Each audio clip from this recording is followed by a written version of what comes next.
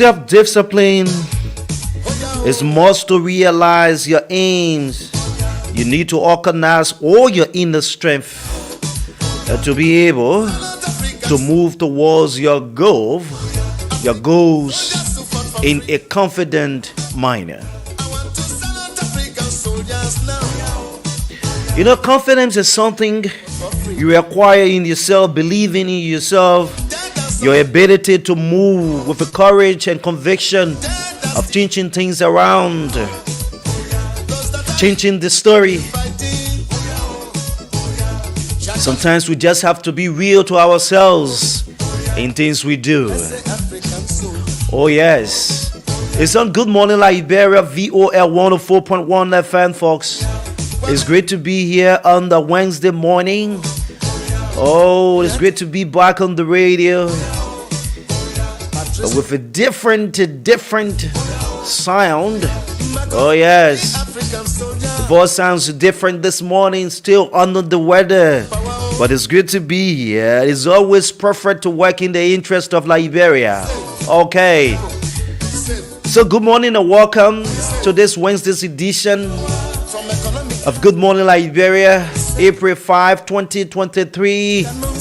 Oh yes, what are we doing?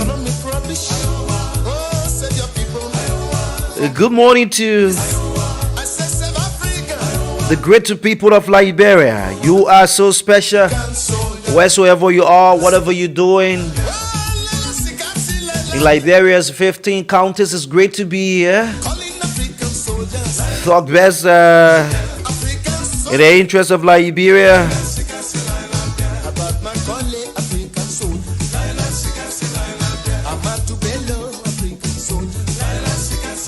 Good morning, Grand Dubasa. Good morning, Maserado. Oh yes, this is Liberia. With just 188 days to go to the conduct of the 2023, that's October 10, 2023 presidential and legislative elections. 188 days to go. Oh my word. Too many things are happening in Liberia. Looking at the conduct of the 2023 elections. Yes. On yesterday was something to watch for. The political parties in Liberia were able to sign up to an agreement in upholding peace ahead of the process. Oh yes, too many things were said on yesterday and the rest of it, but it's good to be here. My name is April Parker. Oh yes, like I said, I'm on the weather. Yes, so I'm doing everything possible in my own way to be here and serving you breakfast up to 10 o'clock this morning. At 10 o'clock, we'll call it a day on this edition of the show, but let's take down the batch of our thing song right here this morning. And, it's great to be here. All you need to do, invite somebody. We'll say hands up to Telesel Liberia for being our own, partner here at Voice of Liberia. All you need to do, take advantage of Telesel Liberia. They provide the fastest and biggest internet service in Liberia in your homes, your websites and the rest of the areas. Indeed, you can take advantage for some affordable prices, different prices so far from Telecel Liberia. Invite somebody, let's have conversation this morning. It's great to be here this morning. So those of you watching, just tell us exactly where you're following us from, and let's have conversation this morning. Let's give you the rundown of activities here this morning as we move on. Hopefully at 8 o'clock we'll have a talking point. We hope that we can reach out to our correspondents. The president was very key when he issued the Executive Order 177, according all appointed government officials to resign on or before April 7. Today is April 5. And as per the information we have received so far, some of the resignation we've heard about so far are coming from the county level and not from those occupying ministerial position, director positions, and the rest of it. The deputy ministers, those who have expressed interest in contesting in the 2023 elections, though the Constitution or the Code of Conduct was cleared through the amendment process by the legislature when they said that they those who want to contest, those who have who are in position, who were, like say, appointed by the president, who want to contest, you do it in 1 year period, and then the president issuing an executive order ordering those in government who got interest in contesting the 2023 elections to resign on or before April 8, that's 7. We will definitely look at that this morning. We want to speak with our correspondent. There are other issues making news around the country. And basically in Maryland, like we said, resignations are coming from Grangeda, Maryland, and the rest of the other counties. But what's happening in central government? Those in key positions like the ministers, the deputy ministers, the directors, are they taking advantage of the president's mandate? Aside from the president's mandate, it is by law. It is a statute so far on the laws of Liberia that you need to resign those seeking public office. We'll definitely look at that this morning. We want to speak with Vine Kaman from Maryland. There are too many individuals as well who are eyeing either the senatorial or representative seats in Maryland as well. There's this report from Grangeda as well that people occupying positions are also resigning from their various or our respective positions. What more about the central government, those heading, the entire thing here in Monroe there. Okay, we will definitely look at that this morning. At 9 o'clock, folks, we will play host to a presidential aspirant, George Gongba. He hails from Nimba. He wants to be president of the Republic of Liberia. We'll take him via the phone this morning. There are other issues he has raised so far, looking at the legitimacy of, power and the electoral process and his own perspective as it relates to the running of Liberia, the progress Liberia has made, if any, under the WIAS administration. That comes on at 9 o'clock this morning. So it is a conversation you don't want to miss this morning at 9.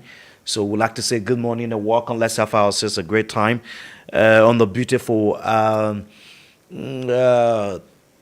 Wednesday morning. But there are other issues, folks. Those of you joining us, Papi Keita says good morning, Voice of Liberia. CDC Papi Success Keita from Dupont Row. Thanks for joining us this morning. Abraham Famula says good morning. Thanks for joining us, Abraham. Factory Barboso Saindo, they are monitoring from LRB Solar. If you are interested in solar energy, well, the guy is doing perplexity. So, Factory, thanks, Saindo, thanks for joining us this morning. Those of you watching as well, share the live and let's have conversation this morning. Oh, yes, I invite somebody. Let's have conversation to talk in the best interest of Liberia. What is happening at the judiciary branch of government, most especially the Temple of Justice and the rest of it? There are too many things happening, and linking the prison center, the correction officer. Oh my word! There's this information that correction officers are the ones using their little dime in the absence of taking pay for months now, using their little money to fuel the buses at the central prison to transport, inmates from the Monrovia Central Prison to the courtyard. Can you imagine what is happening? What is happening? What is happening at in Liberia's judiciary system? So the corruption officers. Mind you, over the time, the judges themselves have cried of not being paid, of not receiving their regular salaries. So what more about people who are considered to be correction officers, those assigned at the Monrovia Central Prison? There is this report that due to the lack of funds to fill the bus or buses that can transport inmates from the Monrovia Central Prison to the court, correction officers are saying now, putting money together and, feeding the bus in making sure that inmates are transported to the court for court proceeding. What's happening? So it undermines the very judiciary system that we all have talked about years in, years out, and these things continue to happen in our country. Oh yes, these things continue to happen in our country. So are they telling us now that the correction officers are now charged with the responsibility of doing these things in the absence of fund when you have a full branch, being one of the three branches and most essential branches, one of the most essential, all of the branches, the three branches of the Liberian in the Liberian government are essential. But the judiciary system too plays a key role, a very significant role, if justice is to be dispensed in our country. And looking at what we've seen or we've heard so far from guys around that area, that the correction officers are the ones, using their little nickel or dime, making sure that emails are transported from one point to another, is another thing to watch for. And even like we talk about people being compromised in the country's judiciary system, these are all things, these are all factors that contribute to some of the things that we've heard, some of the things we've seen, that sometimes it is very difficult for people who are not strong financially to get redress, legal redress. Oh yes, these are all contributing factors. And we'll continue to see these things. So the thing was so disgraceful that the Supreme Court, the justice has had to say, hey, beginning now, going forward, the Ministry of Justice should be able to provide be a gasoline or fuel oil for the buses to transport inmates from the Monrovia Central Prison. I think it's a disgrace. We shouldn't be seeing or allowing these things to happen in our country. Okay, these things are not just important to our country. All right, they shouldn't be happening in Liberia. The Ministry of Justice should be able to do these things. They should be able to handle these things regardless of judges crying for salary and the rest of it. So if the judges can be crying for salary, what more about, people who are not making it regularly, people who are just taking like $150, $100 at the end of the month. So they love the country to the extent that they have to go the other way around in making sure that they transport, the inmates from the Monrovia Central Prison. Oh my goodness. Okay, so the other issue again, before we can get to our correspondence this morning, we just gave you a scoop of major happenings in the course of the week. Today is Wednesday. Yeah, so before we get to our correspondence this morning, and then we'll look into our talking point, hopefully at 8 o'clock this morning. The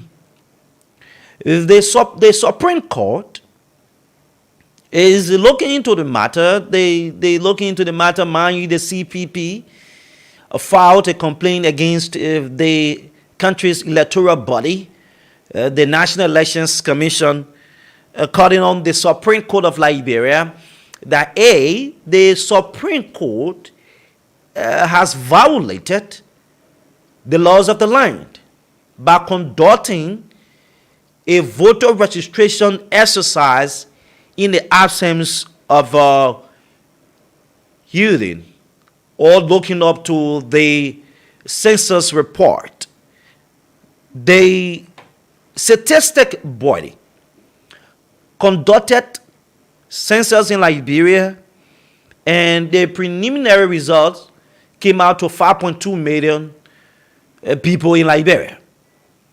And as it stands, that result is all around the country.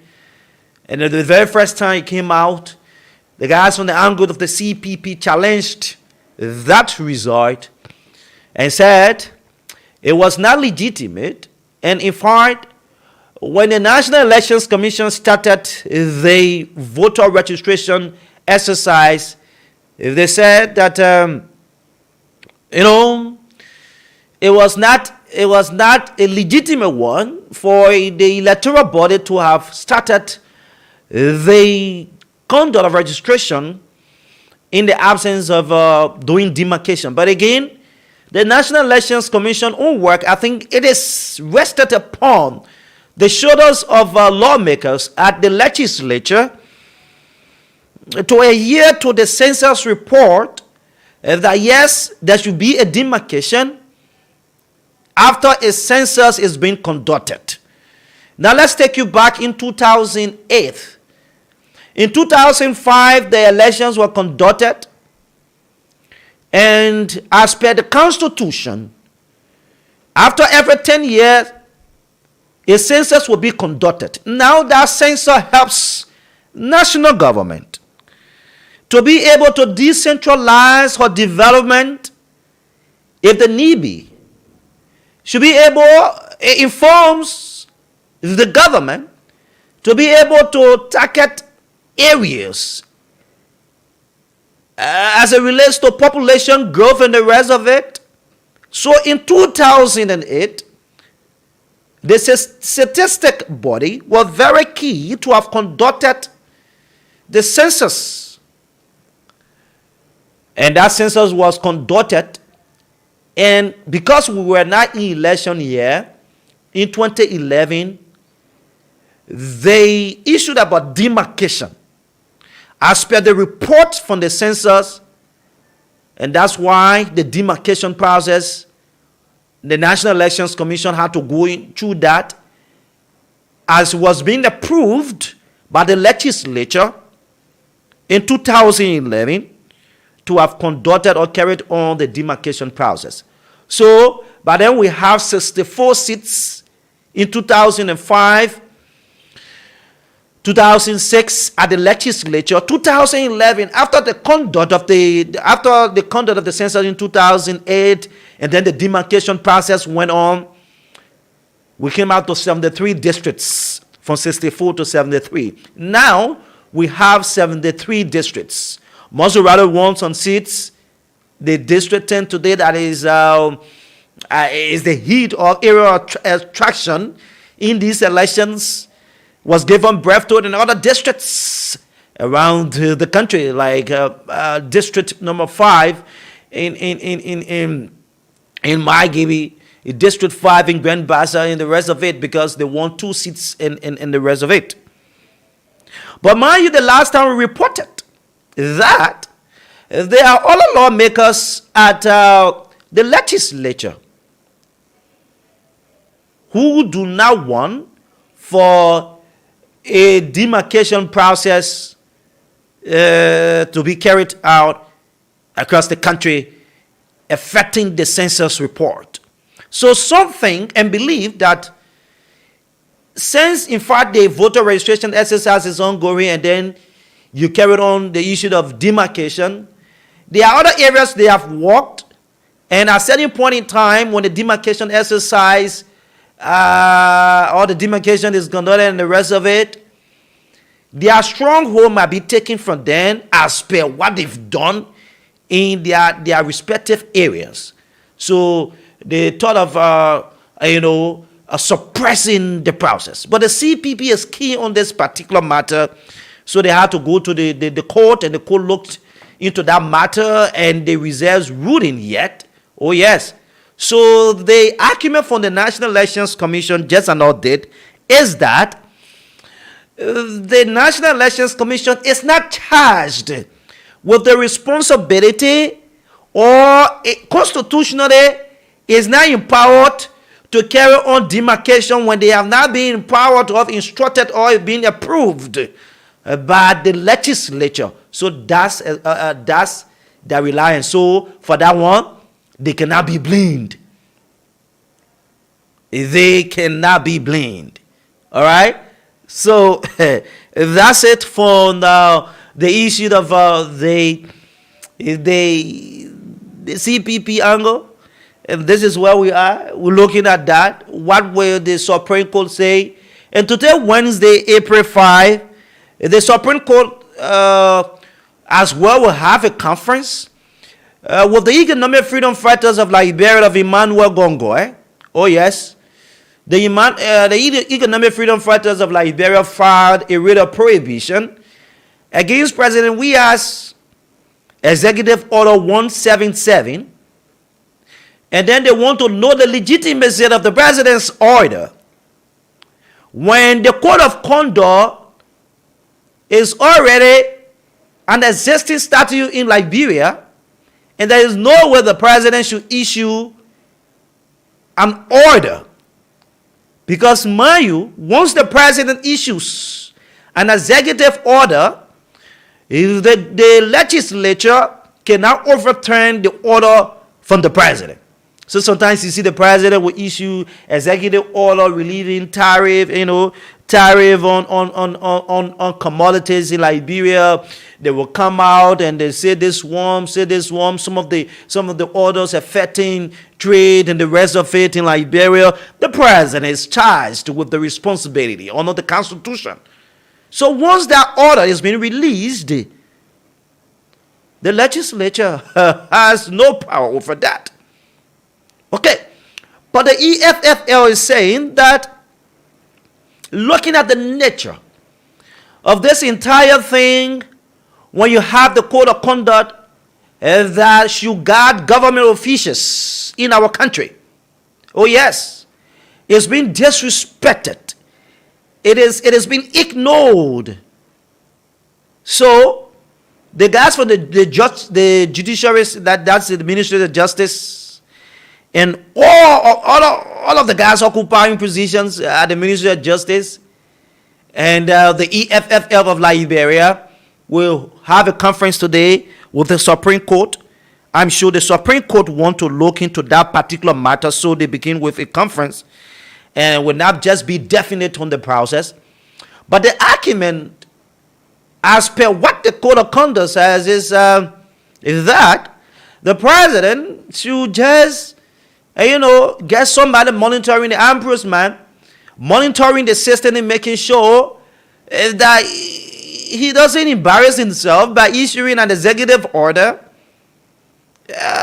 instructing government officials who are appointed, who should know that they should resign 1 year to election after it was amended in 2022, after the Code of Conduct, the 2014 Code of Conduct was amended in 2022, that instead of 2 years, you will have 1 year now to resign prior to the election year and the rest of it.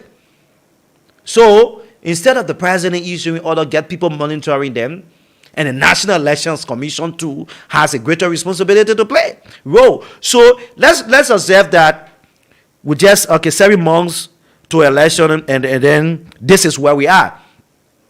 7 months to election, and then a president resigns. A president resigns. What happens? When he or she should have filed her application to the National Elections Commission, that's when the National Elections Commission comes in now to verify as to whether that person resigned as per what the order of the Code of Conduct, and not necessarily going by what the president say 1 year prior to election. Or even, now, for example, the president issued an executive order instructing those in government, appointed government officials to resign. So what runs to mind now? There are 7 months of election. These people, he issued the order March. I think it was the 14 or 15 of March, something. Yeah, it was in March of this year. Instructing them on or before April 7, they all should resign and the rest of it. So are they still legitimate or qualified, to contest in the 2023 October polls when the code of conduct says resign 1 year to election? So the Supreme, the court, will look at that. The Supreme Court will look at that. Hopefully this morning, through a conference hearing, and the economic freedom fighters of Liberia will be there, Emmanuel Gongwa and the rest of it. Before I can welcome Harris, the female lawyers, the Association of Female Lawyers, say they are disappointed. Oh yes, they say they are disappointed in the manner and form in which President we have vetoed the 30% women's participation, the right that was given to women. So the new elections law talked about giving legitimate right or exclusive right to women participation, 30%. But again, they say the president vetoed that particular portion of the new election law. And the reason is there will be a slow pace into the process when the issue of giving women exclusive right, 30% like we talk about in the election, there will be a slow pace. Right? So now the people saying that instead of seeing himself as the feminist in chief, the he for she normally talks about is a serious contradiction on his part when the issue of the 30% women's participation into the electoral process cannot be adhered to. But this is the sad reality, fellow Liberians. The National Elections Commission is even challenged. The issue of awareness from the electoral board that today we have the ongoing voter registration exercise that we have experienced or we are experiencing a slow pace. What more about creating awareness again on women's participation where people have to understand and at a certain point in time, you see the male too battering then left and right and the rest of it. What is the time? How prepared is the National Elections Commission or even the rest of the body to be able to convince the citizens? So the president in his wisdom says the time is very short and the rest of it. So the female lawyers of Liberia are quite disappointed according to them. And they shouldn't be happy. But let's welcome Harris. Good morning, Harris. Harris, welcome to Good Morning Liberia. Good morning. Good morning, Papa. Good morning to the folks. And I hope our producer can just come in to set the secret. If you're listening, you can just move in this morning. Yeah, Harris, go ahead as the guy said there. Yeah, good morning to those of you following us. It is a pleasure I think you can come closer. Be on this radio this morning. Feel good to be here. After a whole length of time, we had time to rest. And yeah, thankful that we are here. We got a glory, give God a praise that He continues to give us strength to be alive this morning. Okay, so so it is always God. Yeah, it is always God giving us the level of protection, guardians that we move. But it's great to be here this morning, folks. I think you can, I don't know, there's a little adjustment. If not, because we don't want to, it will just, okay. Yeah. But let's get to Viney Carmine this morning. Thank you. Okay, so we will get to Viney Carmine this morning. Oh, my word. What is happening? The who is got here? Is it Harris you got it? Okay. Yeah. Vanny. Vanny, come on, what is happening? Oh my word, it's okay, I see. Vanny, Maryland. We can get to Vanny this morning. We want for Vanny to tell us more about some of the issues in Maryland. I'm told that okay. Okay, so those of you joining us would like to say good morning and welcome. Let's have ourselves a great time. Whether we want to, I don't know whether they mean like a niece or I don't know. The guy got to be very respectful on the life. Yes, he needs to be respectful on the life this morning. But let's get to Esther. This morning, Esther Johnson is reporting this morning. We just talked to her for like uh, few minutes on the show. Okay, Esther is reporting that the office of the county superintendent says they will now work with the newly elected. Good morning, Esther. How are you from Bombing? How are you this morning? Good morning to you and good morning to the peaceful loving citizens of Mercy Valley County this amazing Monday.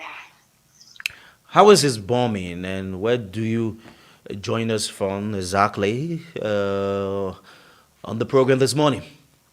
Well, Bombing is good and I'm fortunate to be in Senja. Senja is the heartbeat of Bombing County and it's where Tocumberg is. So I'm in the city of Tocumberg. Okay, Tottenberg, the city of Bombing County. And before we can get into the real issue, how is the voter registration exercise in Bombing? I'm told Bombing is part of the first six counties observing the process. Yes, you are right, and the process has been going on smoothly. I mean, when it initially started, people had a passion to go and get registered. So the first 1 week, a lot of people were turning up. But as it says now, more people are not turning up. It seems to be like Bomi is doing extremely well. But however, we talked with a few of the BRV staffs yesterday, and they have expressed dissatisfaction in the form of manner that citizens are not turning up as compared to last week. But however, they are still encouraging citizens to take advantage of this process so that they can be part of the upcoming elections. It is our understanding, Esther, that the National Elections Commission local office in Bombing has released statistics as per the number of persons that have already registered prior to the climax of the process. Do you have any idea as to perhaps the NDC office in Bombing releasing the provisional number of individuals that have registered? So we were surprised when we got the information. It came out when Michael McCarthy, the U.S. ambassador, visited the county. It was then the election commissioner here in Bomi were able to tell him after he has asked about the process, how it's been going on. But for him to elect the public, I mean, or even take into the radio stations to give us statistics, it never really happened like that. So it was through the conversation between him and that of the U.S. ambassador. That's how we get to know. But it has not reaching for it to be publicly announced by him, either by radio stations and what have you. In that silent talk, what did you get from the guys from bombing heading this entire process as per the question being asked? Concerning the exact statistics, Yeah, the statistic coming. I can't recall right now, like I told you, because I was not on the field with Michael McCarthy when he was being toured in the county. I was at the station, so like I told you, the conversation initially happened between them. It was not recorded for it to reach to us. So, have you been able to get maybe the words of our citizens looking at the slow pace with just days to go to the process to end the process? So, like I told you, especially for Tocumberg, a lot of people has been turning up initially when the process started. We have so now in a day at a center, we can get about 1,000 plus people turning out to get registered. A lot of people have registered so far, especially for Senja District. I think for my own analysis, I think that's it. That's the main thing because a lot of people. But in your report, you said that the election staff are somehow disappointed looking at the slow pace. So does it mean the slow pace came about this week? But okay? when the process started initially, a lot of people were going or turning up. Like we have visited a lot of the centers, and I told you that so that in a day, about 1,000 plus people can vote. I mean, say, or can get registered. So I think they took last week initially very serious because the ready turnout there was huge number of turnouts. But Okay. since this week, a lot of people are not ready turning up. I think from my own perspective, because a lot of them have already getting registered. So this is the reason why they are not turning up. But however, we are still anticipating that those that never took advantage of it yet, we are still encouraging them so that they can be part of this process. Thank you.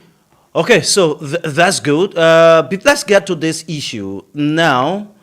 Uh, you reporting that the superintendent's office saying that they will now work with the newly elected CSO officer. What is happening in Bombing County, and why is the superintendent's office saying this? It has been a serious and internal wrangling in between the civil society, council of Bomi, especially when it comes to who is the legitimate chairperson to steer the affairs of the county. Since Breman Sando, who was the former CSO chair, since his tenure got expired, and so it can be recalled in November of last year, civil society went to the pool. To elect a new batch of officers. In that election, we had Masco Camara, who was going for the chairperson position, and that of Veronica Johnson. So after we observed the process, Masco Camara got announced as the chairperson, but however, NEC, the commissioner report came out and it notified that Veronica Johnson won the position instead of Omasco. And since that result, there has been a serious internal wrangling. Omasco now accepting the result. It has been a war of wars between Omasco Camara and that of Veronica Johnson. So after serious consultations of this agreement, they have come out to say they want to have a rerun of election. And they happened on March 31st of this month. And I was on the scene when the process was going on. We saw Luther Johnson, who is the regional coordinator of a CSO in the region.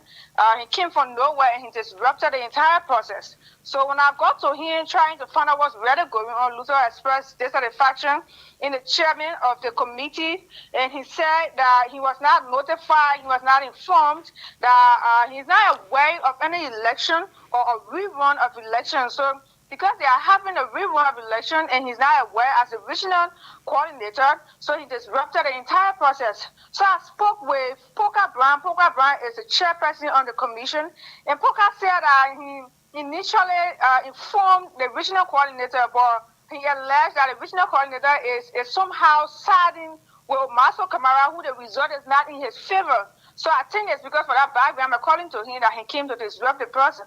But however, they went on with the election later, and they announced Thomas Washington as the new person to set the affairs of the CSO Council in Bomi County. So as for that backdrop now, when we got this call from the superintendent office, they said they are not supporting the new batch of leadership, identifying them as the CSO Council because they were not aware of any election or a rerun of election here in the county.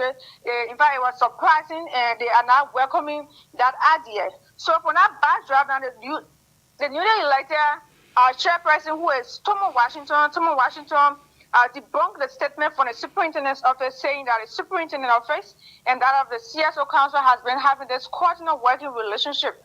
So when the superintendent office cannot accept this new batch of leadership to steer the affairs of the CSO in the county, he will write a communication to Minister Vanny Salif and informing him of this internal wrangling because it's almost a year now. A lot of activities, been going on in the county, and the CSO being the watchdog of the county, does not have a legitimate leadership is very much frustrating as to whether how to care about or to go about doing things is very much frustrating. So I think a hard time that they be able to find a remedy to any problem they are facing right now so that the CSO can have a legitimate leadership to steer the affairs of the county.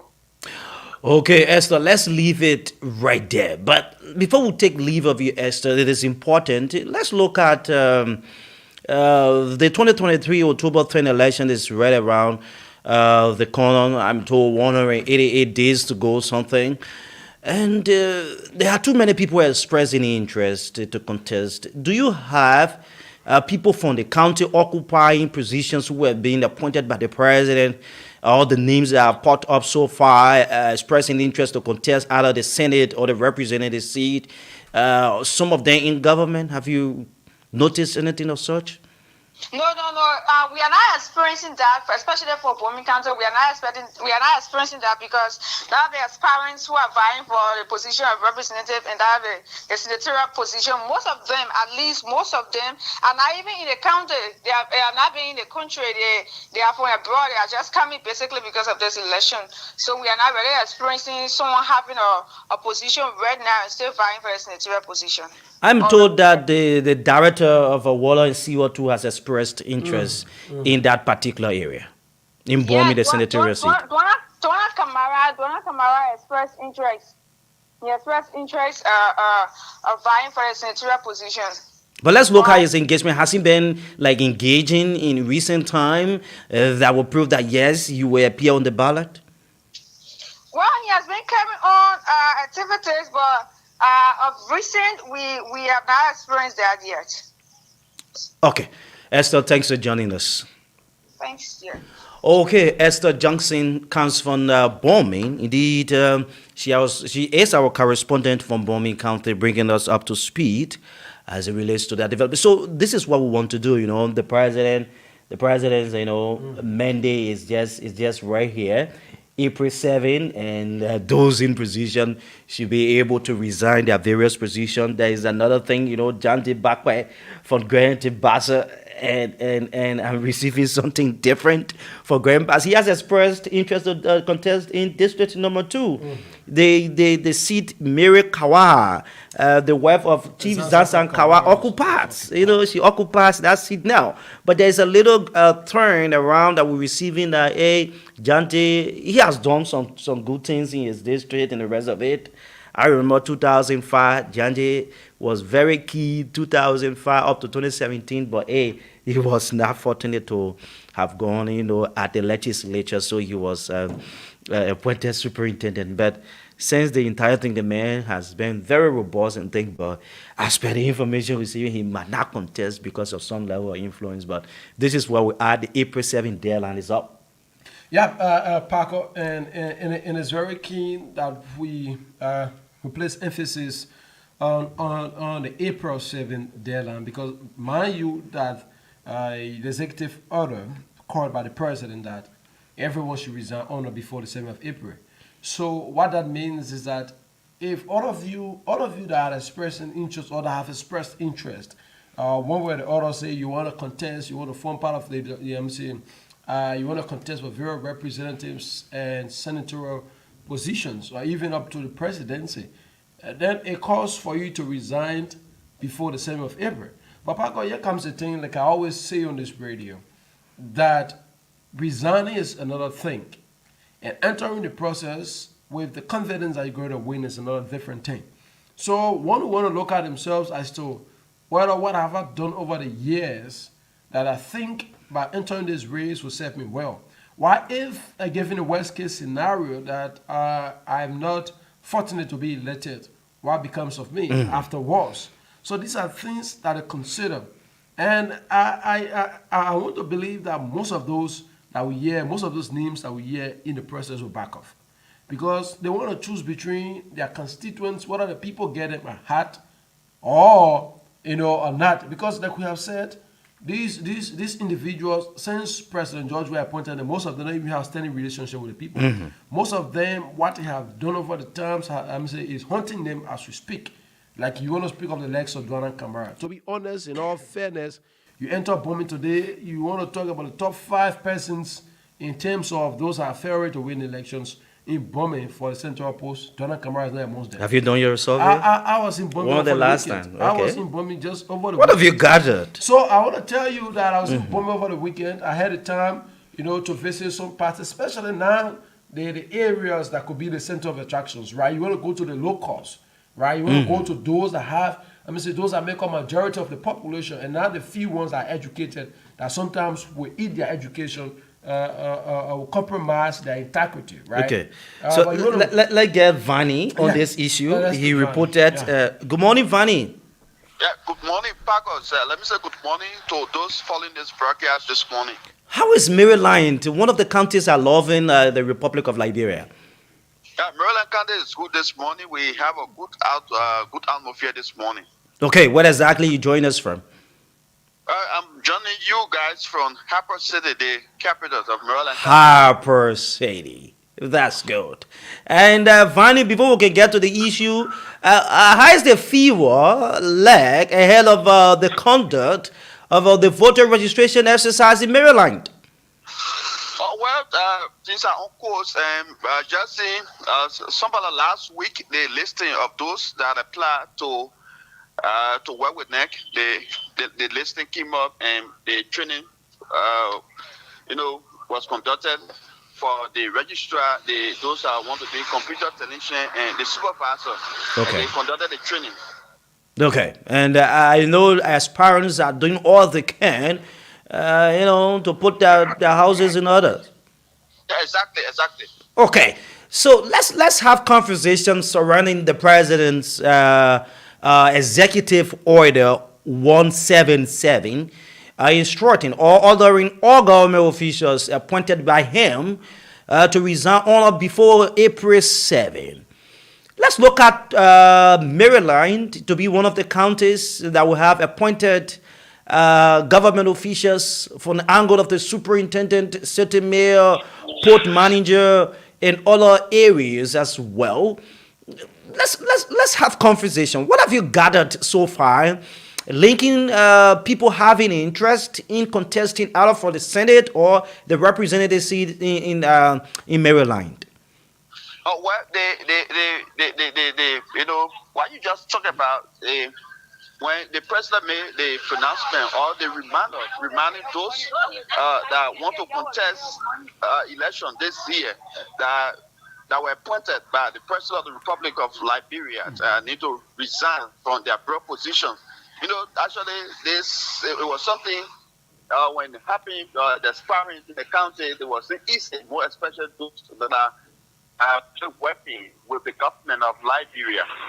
So in day before yesterday, one of the aspirants of Harper District wanted to be representative to unseat Honorable Prima Jury, Honorable A.B. Jackson, who is the commissioner of sent a resignation letter before the 7th of April. And yesterday again, the mayor of Harper City, Honorable Ellie Blessing Tower, also sent in her resignation letter yesterday, telling the public that she actually wants to contest and to serve as representative for the district. So she sent me a resignation letter. And so there are two aspiring now in the district that have resigned. But then there's some argument in the county, more especially in Harper District, because the Harper Port Director, Honorable Wallace, is also one of the aspiring. But the argument in the district is that Honorable Wallace was not, many people are saying he is not a presidential appointee, and others are saying that he was appointed by the president. So actually, where the argument currently, is in the county where people are arguing as to whether he will resign or he will not resign. Wow. So, but how did he get there? Oh well, the argument, because yesterday I was opportune to visit the Atari Forum or the Intellectual Forum in Harper, where many of those guys are small or supporters of Honorable Wallace, and other people were arguing that Honorable Wallace was because when you look at the executive talk about, because the argument was the executive order talk about the managing and deputy managing director. So they are saying that he is not a managing director, but rather he was appointed by the managing director of the National Port Authority of Liberia to serve on the local port in the county. So, but we actually see happens that at the end of the day, people actually want to know at the end of the day how actually things going to be like, because he actually one of those aspiring in Harper District that have population and are also doing everything possible to unseat the current representative. What is the reaction from citizens looking at the two appointed officials resigning almost the same day, let's say in the same line, just because they want to contest for the district seat in Maryland? Oh well, several citizens in the county they are a bit confused. Many citizens are saying that, but what they hope because the seat is just for one individual. There are two persons for going their position just to be representative. But all of them in the county, their supporters, they have the assurance that they're going to be successful in the process. But for the mayor, she spoke yesterday that the southeastern part of Liberia should be represented. West Virginia should be represented by the female. So because of that, she actually taken the initiative to contest, and she wants to be representative to serve that record as one of the first female representatives from the Southeast West President in Maryland County. Aside from the Harper district, do we have other officials in government, like say being appointed by the president, who have expressed interest to contest and they have not resigned? Oh well, so far the Harper district, the post director for the Port of Harper, but for Plymouth district, actually we have not getting information from the mayor, the development superintendent of Maryland County, other government officials. There have been no information as to whether they have the interest to contest these coming elections. So the speaker comes from Solican, right? I don't know. Plymouth Solican? The speaker is from Plymouth Solican. District number 2. Yeah, district number 2. Okay, no name so far coming from that end. Yeah, exactly. Okay. All right. Is there anything you want to hit, Vanny? Well, yeah, Vanny, basically, I would just want to take you outside the discussion a bit. That when we look at the current atmosphere in Maryland County, as we draw closer to the electoral process, how is it like for the people, most especially the youth in the county? If you want to look at how they are, how are they governing themselves as we move towards the electoral process? As we draw closer to the elections this year, October 10th, many of the youth are saying that this time around they will actually be wise in the process to vote wisely. And they want two young people are actually in a race for testing in district number 3. One of the students of Tottenham University who is doing public administration is one of the aspiring for a representative position in district number 3. And Maryland County Youth President Thomas Kuma is also one of the aspiring of district number 3 here in the county. So this clearly indicates that the young people that are involved in the process. Okay. Thanks for joining us, Vanny. We wish you the best. Thank you very much, Paco. Vanny come out from Maryland. So, Harris, you listen to Vanny. The process is on, and the resignation of key government officials. But this is one thing I've not gathered so far. I've not seen on those occupying major positions like the ministers, deputy ministers, directors in Monrovia. Like the way we're hearing from Maryland, that two appointed government officials have resigned because they want to contest the district seat. In Grand Judah, similar thing is happening. The assistant superintendent resigned yesterday as well to follow his ambition. But Paco, like as always, I've already continued to say that most of those officials, especially those directors, ministers, right, will not resign their post. Because the thing is very simple. Everyone will consider the probability that exists, right? That if I am resigning from government, entering the elections, what are my chances, right? What extent? To what extent will the people have me at heart? So it also boils down to what I continue to say, that most of those that work in government have turned over the time since President George Weah gave them the opportunity to serve in government. they learn from the people, right? Most of them are actions, what they do, their engagement has nothing to do with people. For them to have no standing relationship with those they want to go back to elect them. So what will happen, the mayor in that case will want to consider that going back will just be of waste. That the people will not even want to listen to them. That the people is always disenchanted with them and want to use and want to exercise that disenchantment at the ballot box. They are aware of these things. So what the person will do will save themselves. So all the laws they cause the alignment to the National Registry, Josephine David to the Ministry of Commerce, all of them.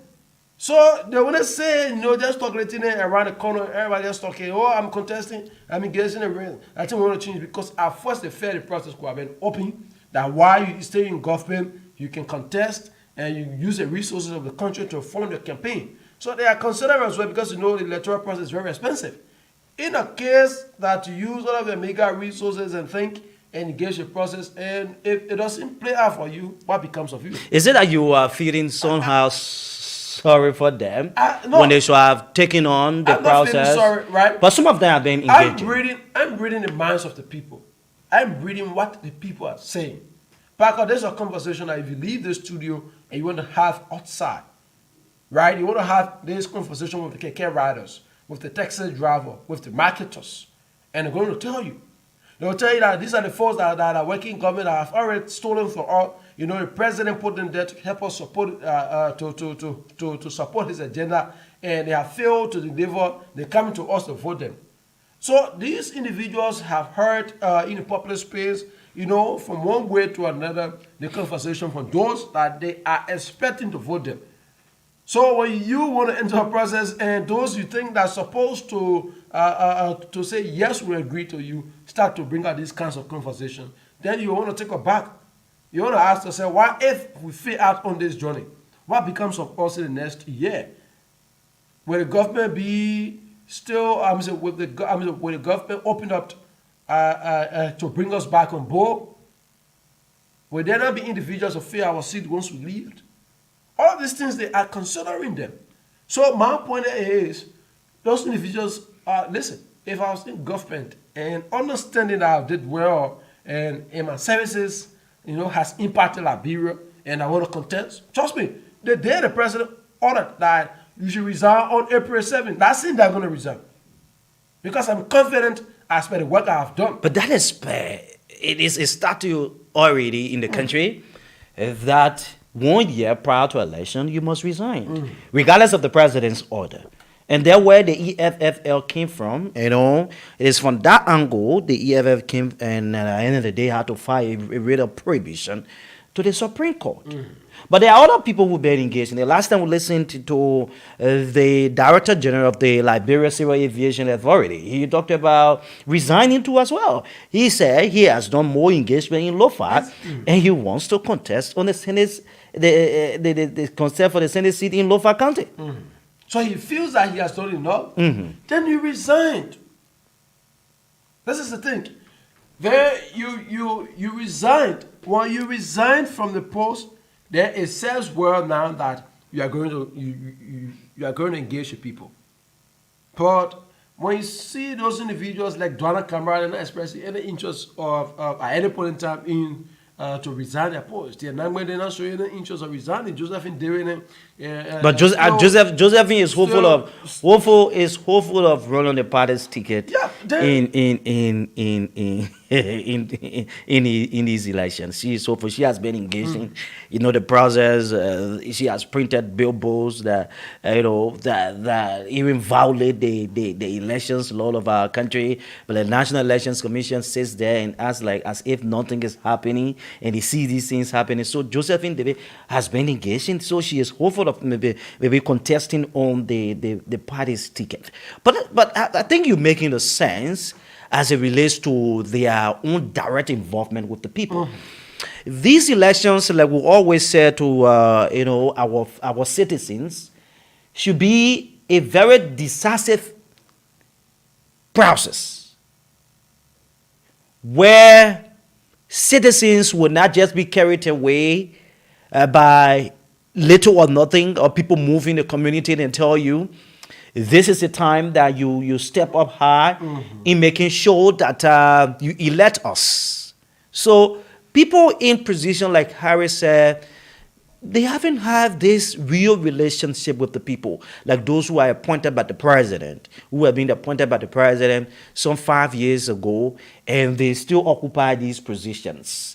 They haven't done much, but sometimes they use their opportunity to maybe do one or two things, and that's why sometimes when you see people occupying a position and you see that person is not so functional and effective on the job again, the little resources that they get from the position they occupy, they use that resources not as a personal thing, but even government vehicle and the rest of it to see how best they do the engagement process because they have interest in other, contesting and the rest of it. Yeah.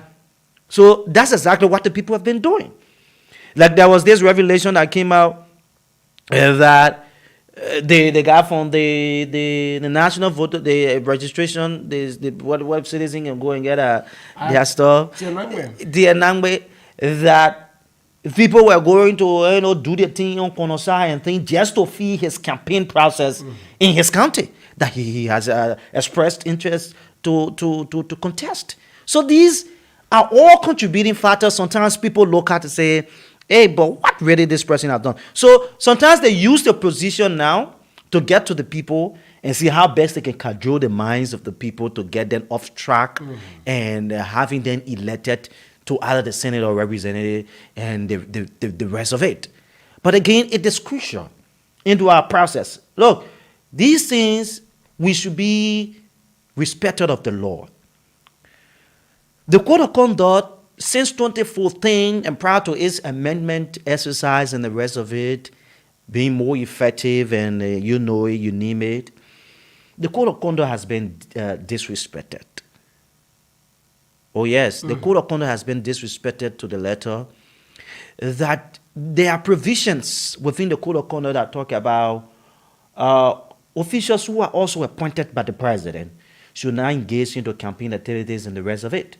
But sometimes you see these people making, campaign statements and the rest of it, and sometimes you sit down and wonder what is happening to Liberia.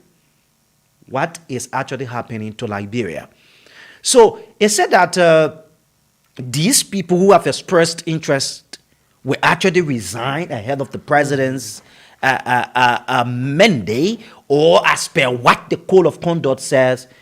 It has been disrespected from when it was amended that people should resign 1 year prior to election. All right? That particular angle has been disregarded, granted. So the president feels that that law is being disrespected in order to make it more active and make it remind citizens or people in this government is to bring out an order instructing them to resign on or before April 7. Now the case is, do we have people monitoring the activities of these people as to whether they will resign or not, most especially those who have expressed interest in not, necessarily bringing it up to the public? Like sometimes they become confidential to the president, doing something like close door and say, the president, at the end of the day, when he or she, maybe will go 5 months, say, okay, the president resigns, and then there is no one monitoring the process. Because once you have the ombudsman, he makes sure that he that particular appointment or appointee will make sure that the process is being monitored. Visit government ministries and agencies in making sure those who have expressed interest to contest can be monitored to know as to whether they have resigned or not. But when that particular thing is not instituted, that measure is not in place, obviously it can be on a settlement basis, regardless of maybe with the exception of those you have from the angle of the city mayor who are not making much. You occupy city mayor position, you got good relations, you can resign. You can resign because you think that position you'll be elected to. If you are elected, you will get more than even the position you occupy now. But let's look at the ministers, the directors, and the rest of it. Are they even thinking? But what is they hold on? What? On what ground do you think when these people should have resigned, like Harry says, they will have what they resigned for, or what they will be resigning for, as maybe being like winning the district or the county. And these things can only be done on the basis of tangibles. That's exactly what I'm saying. It depends on what the person has done for the people, and what the person, their engagements with the people, their relationship with the people. But I can remember, for instance, if you're elected to a national position, and perhaps you're a minister or you're a director proper, you want to represent the people of Grand Bassa, for instance. Grand Bassa is just one of the 15 counties that you have the position that was given you by the president supersedes, right? So what happened is that perhaps you may not have initiated undertakings to that effect in Grand Bassa, because you have to go across your workings must affect all of the 15 counties. But you will not take away the fact that your relationship with the people is what is more important than maybe the hand pump you will construct or the road you rehabilitate. But your relationship with the people every time is what matters. So most of these government officials, directors, ministers do not have any good relationship with the people. Their relationship with the people over time has been very poor, to an extent where some of them, even where they come from, the people regret why President George had to give them the authority to serve in various positions. Because they have turned their back, some of them refuse to go back home and help their people. Some of them don't even want to associate themselves with people because they feel that what they have, they work so diligently to earn, and not understanding that it is a privilege to work and to serve your country. So because of that, now they want to return. Some of them understand that working at the legislature is one of the easiest way to immerse yourself. And most of them come to public services with they believe that it is a place that you can acquire wealth.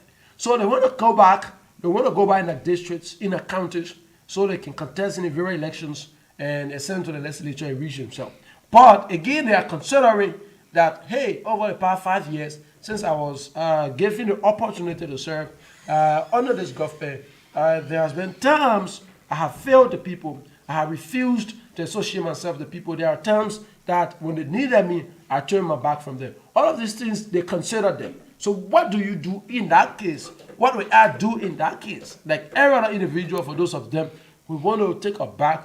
We want to see the process. We want to believe that if I use my resources in order to invest in these elections, and given the worst case that I fail out, the process won't be well for me, and there'll be a lot of challenges. So all of these things, when they consider them, it becomes a problem for them. When they consider them, that's why you see they continue up to this time that most of them continue to have a second thought on whether they should resign or not.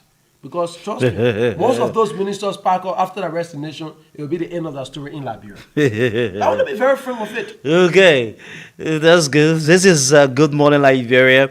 And Harris, on yesterday you were very key on the issue of the conference. The peace agreement that was signed between political parties. I just like the way you went around and connected all of the main issues and the rest of it. But there were key things I grabbed from that particular signing agreement. And the president talked about the issue of militancy.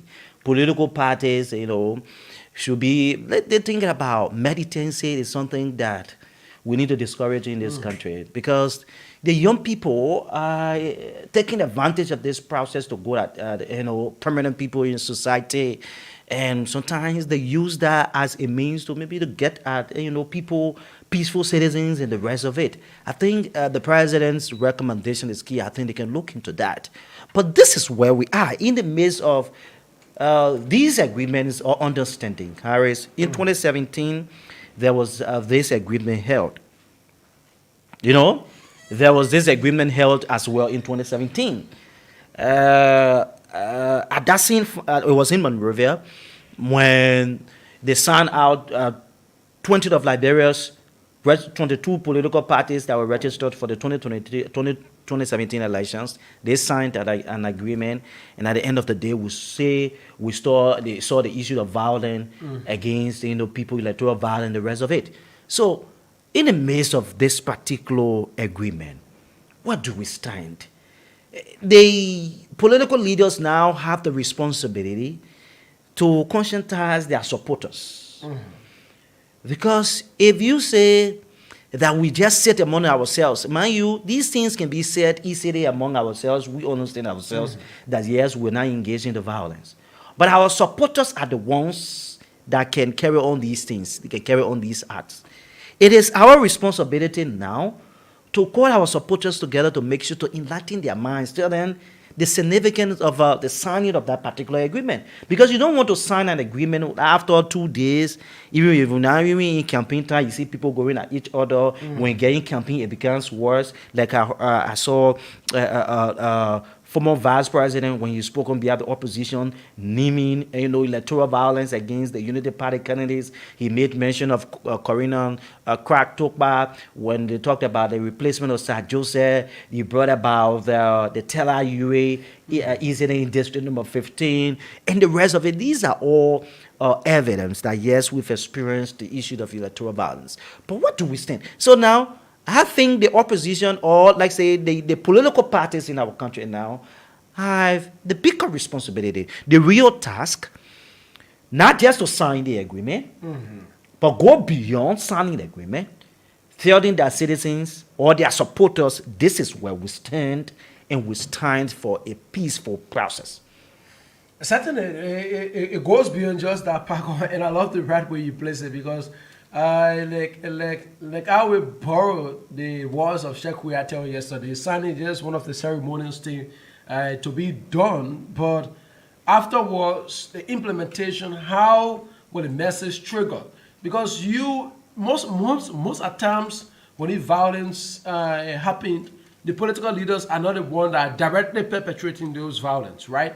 You want to consider that as supporters, because the message that has been sent out is that by all costs we must win elections.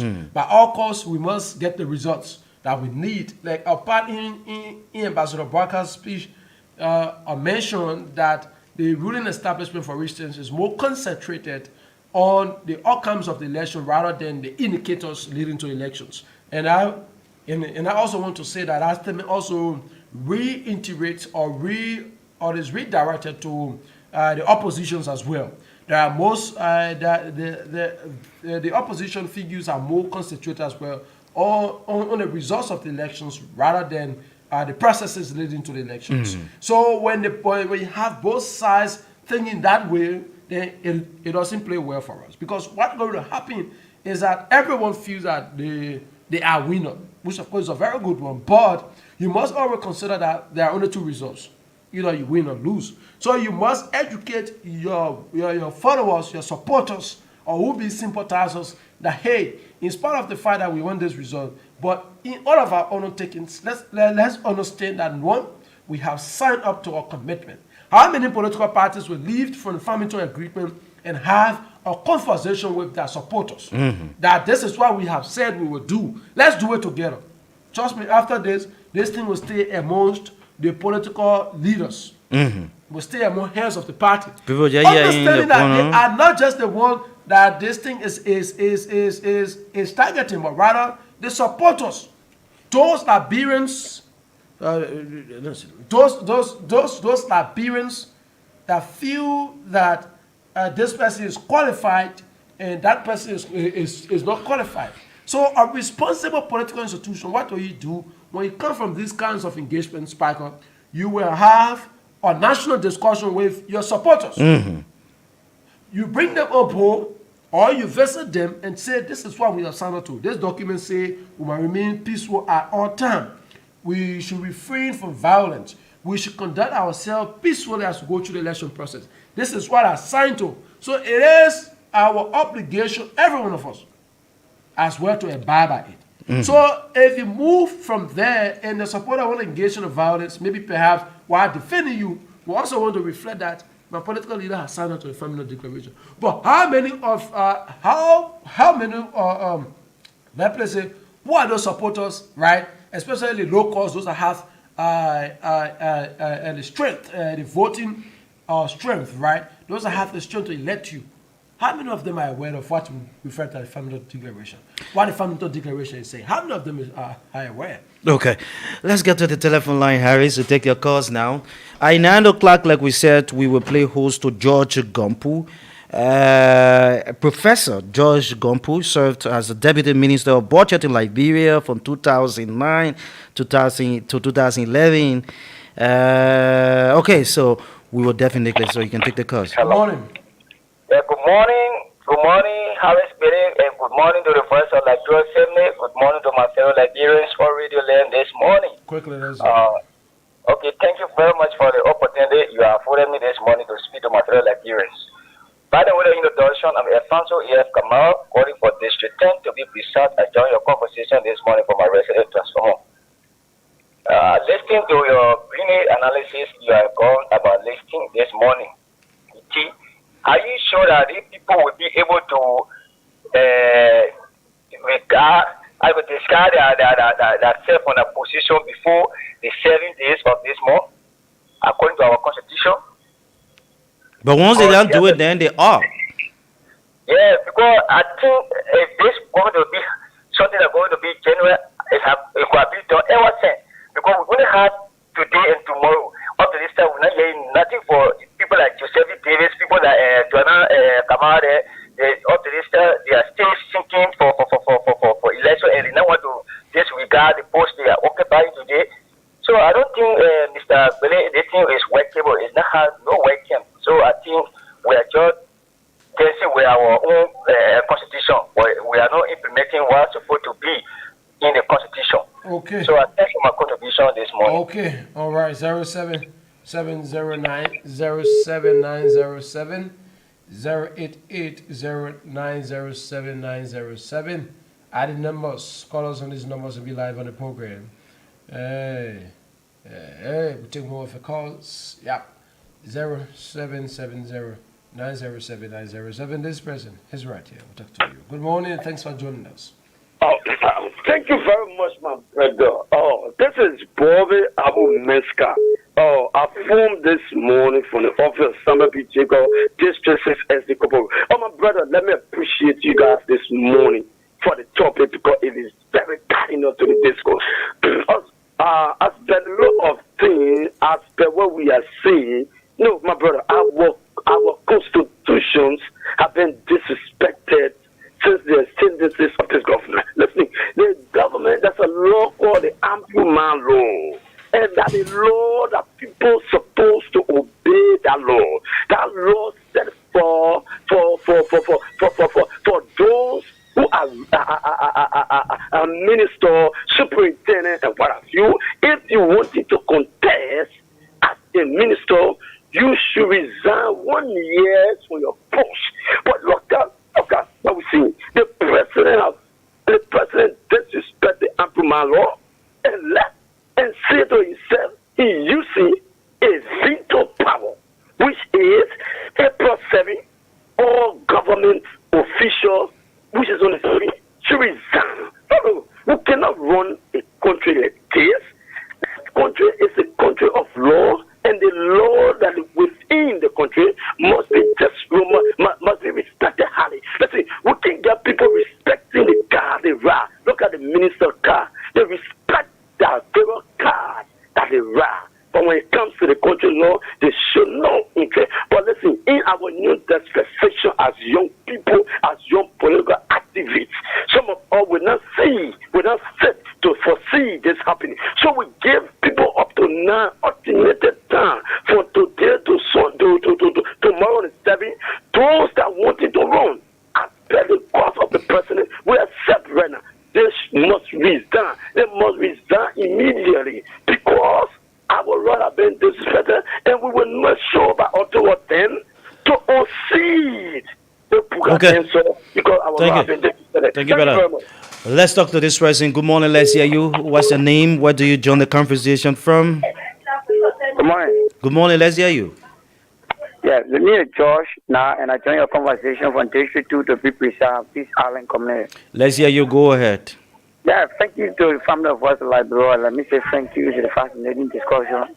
My brother, sometimes you got raised a very good flag when it comes to the rules and regulations governing our country. But one of the things sometimes it can just be in the news so that the news can be found. But actually speaking, this thing are not things that can really implement to the country.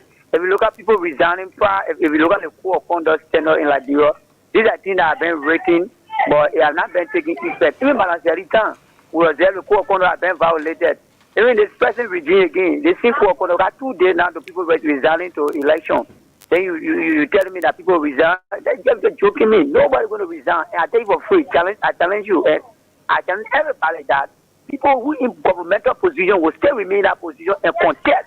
Only to put pressure on government so that when they win positions, and then government have another process again to go in the election, and that's a burning.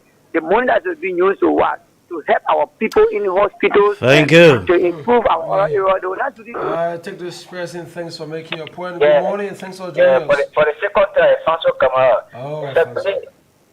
this particular government sometimes can say that one or I swear to God, someone will get it there with this thing. It's about for me, it's like we have a law at this time. Because everything has been violated by this government. Everything they have protested as political party issue. Liberia is a nation. Liberia has a law governing this country. But this CDC government have violated all. If these people were to resign, that was to be done 2022. Then we are in October and we are in Thank you, Alphonse. April to April 5th. Then they after tomorrow's going to be the resignation. You think the thing is workable? But what you worrying on? That's the thing. What you worrying on? Good morning. Let's hear you. Good morning to you, my brother, the friend in studio, and good morning to the CEO in person of Secretary. My name is Sarah Johnson. My name is Sarah Johnson. I joined this conversation this morning from the office in person of the incoming president, President Ambassador Joseph Nyamabwaka. My brother and friend, let me say this to you. I bet anybody who will not tell me, who will tell me that Liberia do not have principle, which is policy, or for the other people well referred to as a law that is governing this country. There are so many laws out there, but the issue is that the laws are there that sort of govern the country, including the citizens, are then marginalized by stakeholders. And for me, to my belief, the Constitution states that before you have an intention and you are appointed by the executive branch of government, you should resign in 2 years' time or 3 years' time. But today, the year that we in now is the year the president came up to do a pronouncement to say anybody who have ambition, they should resign. For me, it sounds so laughable to me. But then a lot of people have the mindset to say that there is Liberia too. Being a Liberian, it doesn't mean that you continue to be in error. It doesn't mean that you continue to be in irregularity. It doesn't mean that you should be too lackadaisical. We are doing something the right way. Okay, Cyrus. Opportunity. I don't have to call. Thank you. Okay, Harris. Cyrus, thanks for joining us. 0770 907 907. Are the numbers 080907 907 0770 907 907 are the numbers, and you will be alive on Good Morning Liberia. It is great to be here this morning. Of course, it pleases us, being here this morning. So coming up very shortly, we will play host to George Gompo. Yes, a presidential aspirant. He's currently in the U.S. and he wants to contest as president. He has said a lot about some of the things he wants to do, looking at the possibility of sitting president where, in other words, it is time that the country be turned over to another president to rule. He is key on the issue of the justice system, corruption, the rest of it.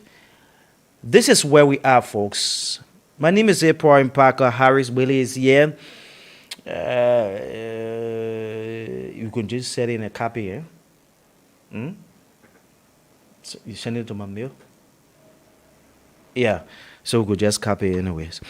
So it's great to be here this morning, folks, and we're going to do it like this up to later on. Coming up very shortly, we will bring on George Gompo, who wants to be president of the Republic of Liberia.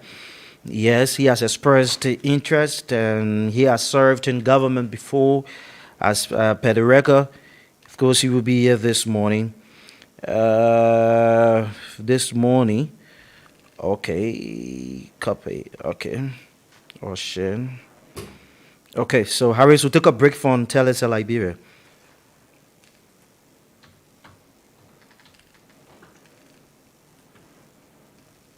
Okay, we'll take a break. Are you tired with slow internet? Do you want super fast and affordable internet? Telecel Liberia is here to provide all your internet service needs.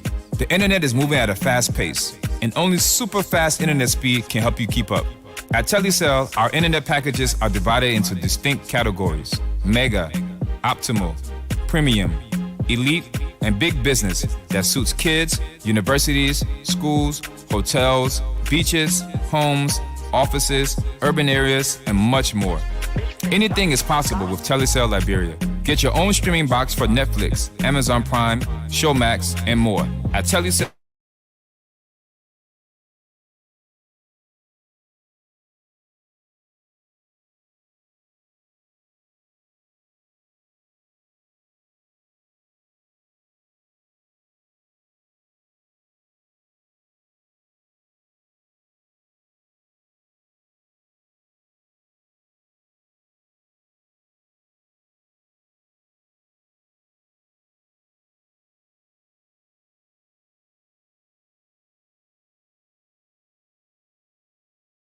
Internet service provider is here for you. Telecel Liberia, connecting the unconnected. I want to flex my love.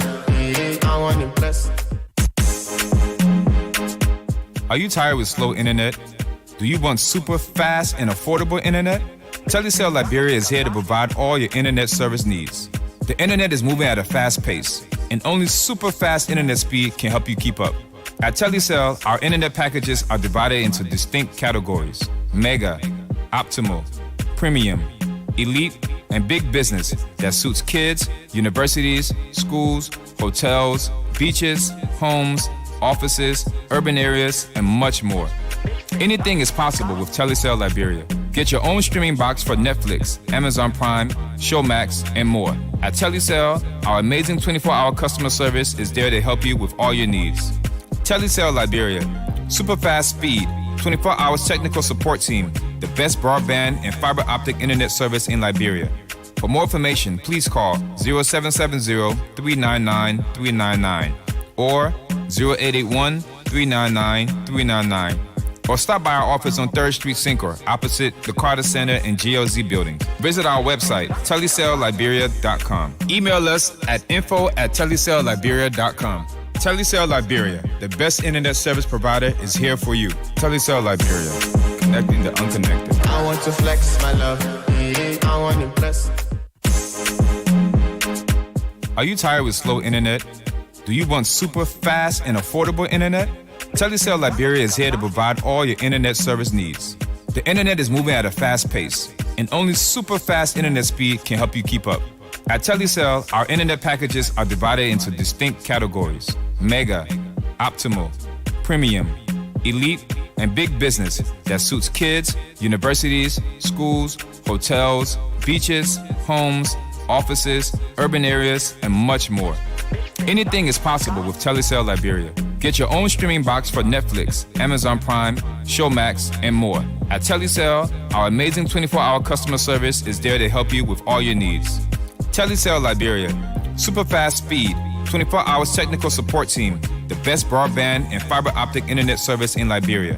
For more information, please call 0770-399-399 or 0881-399-399 or stop by our office on 3rd Street, Syncor, opposite the Carter Center and GLZ building. Visit our website, telecellliberia.com. Email us at info@telecellliberia.com. Telecel Liberia, the best internet service provider, is here for you. Telecel Liberia, connecting the unconnected. Yet, of course, it's on Good Morning Liberia. Telecel Liberia is Liberia's leading internet service provider.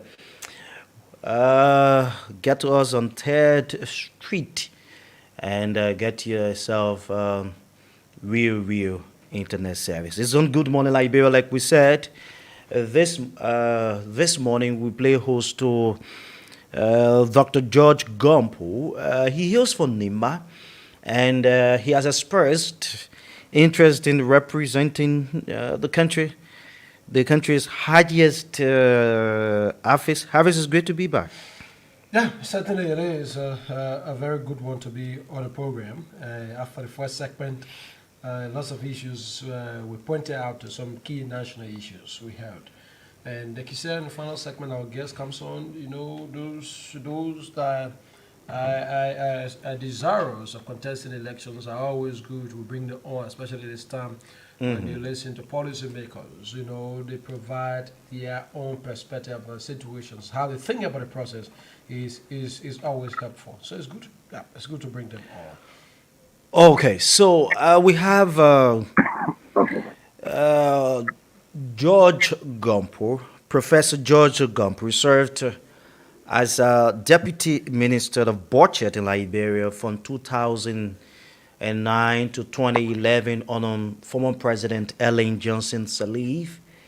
And of course, he has expressed interest of contesting for the country's highest seat.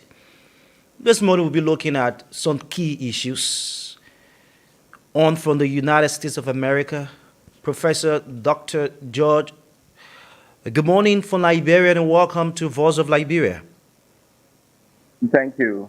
Thank you, Ibrahim. It's my pleasure to be here. You can come again. Can you hear me? Yeah, you're doing better. Let's hear you. Yeah, so we're getting you. Good morning and welcome. Thank you. I am happy to be here. An opportunity to be on and to have a chance to talk, especially They are Liberians. during Okay. during a time when we are caring for election.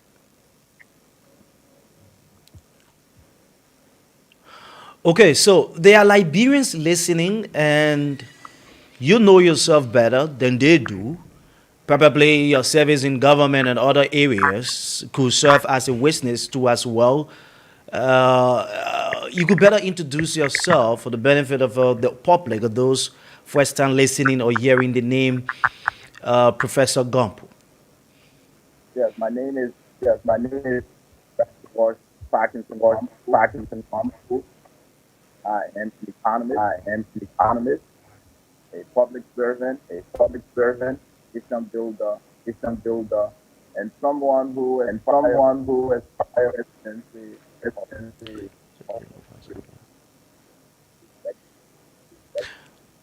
Okay, so I think we need to make an adjustment. There is, yes, if there is a problem with you coming in as it relates to the internet. So I think we make the adjustment. Other will get you close on the WhatsApp. Yeah, because you are coming in a bit, and I think we're struggling to get you clear. Oh, sorry.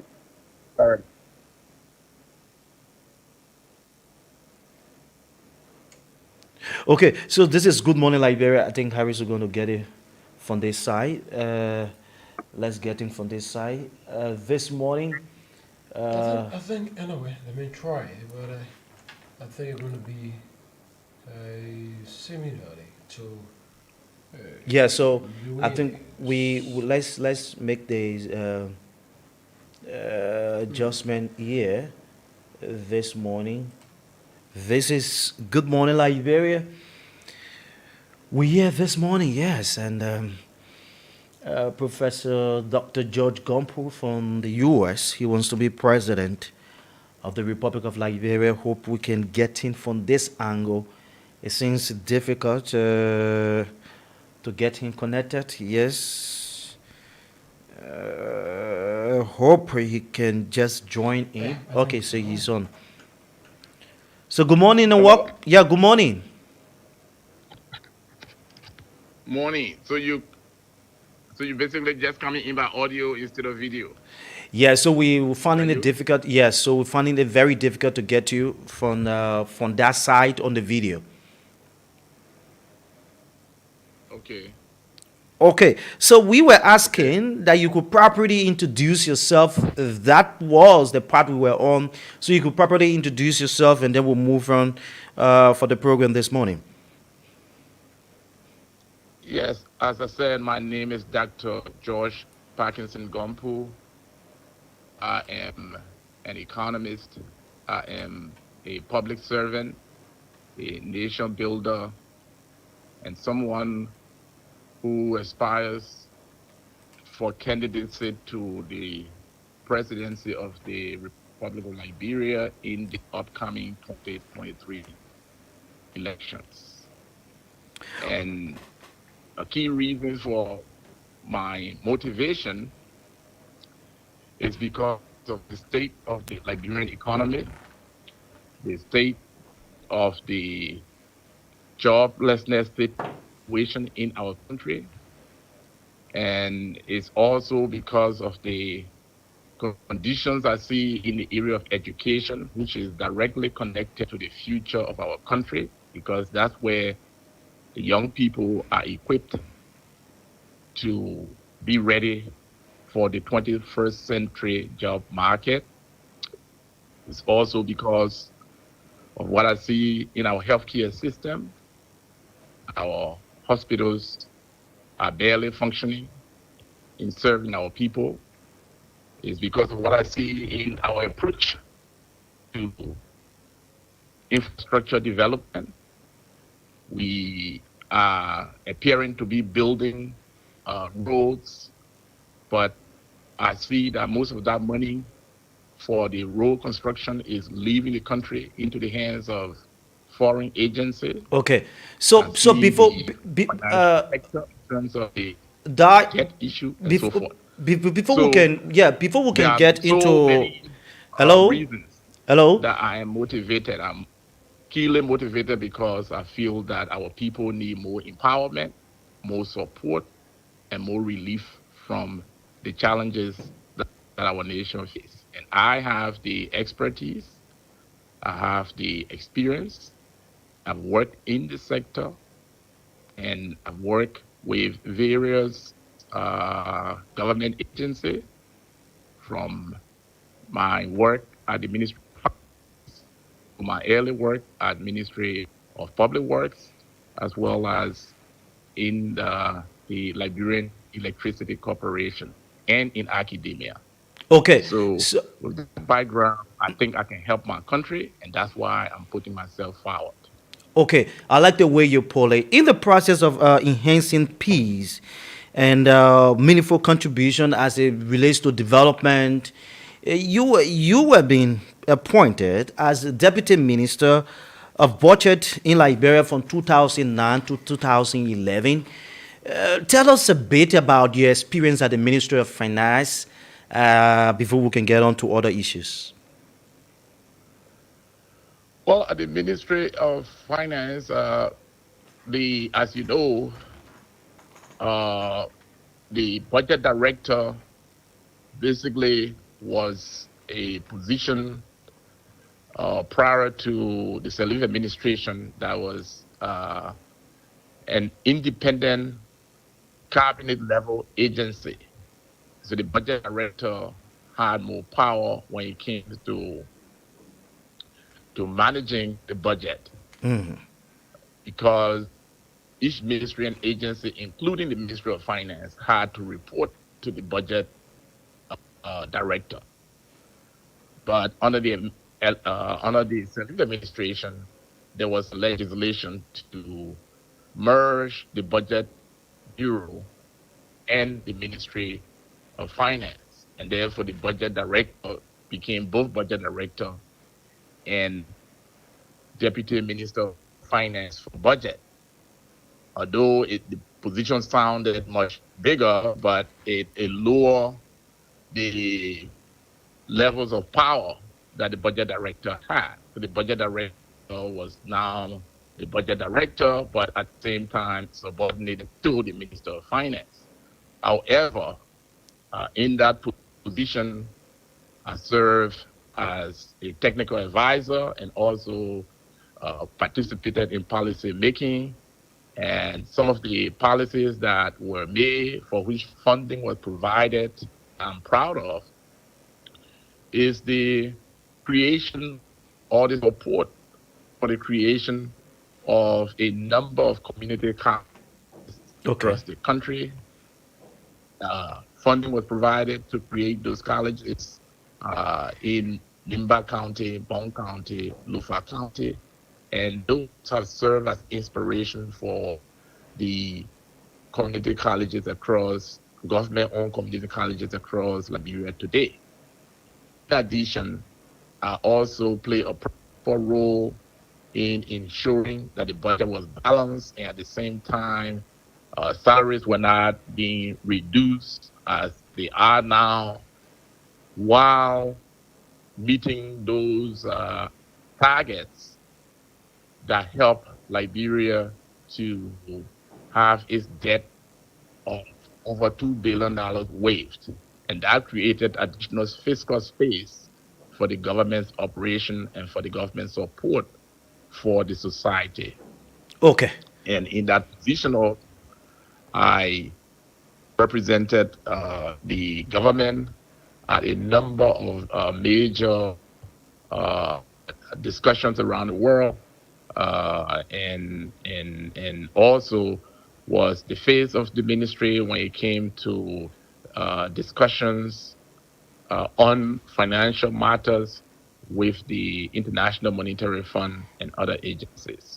Okay. All right. So with your expertise and occupying that particular position, you've been off the position, and this is where we are. We have a new government taking over the country's economy.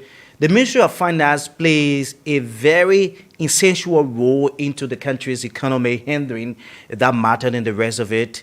Let's look at what has changed since you occupied the position from 2009 to 2011, another president taking over. Let's look at the Ministry of Finance in just a minute time or so before we move on to the next issue. What has changed at the Ministry of Finance now? This new regime talked about or introduced the humanization exercise and other issues. They've been able to control inflation rate and other issues. What have you observed?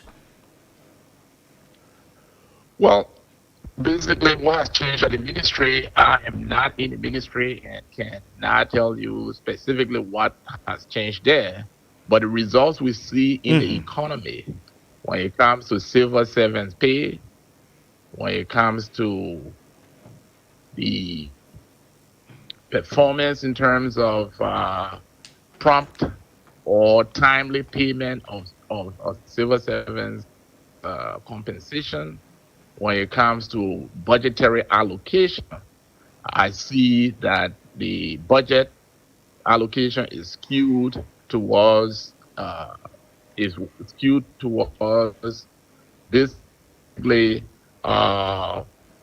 expenses in terms of political support for those agencies, such as the Ministry of State, where the president is. I see a significant increase in their budget, and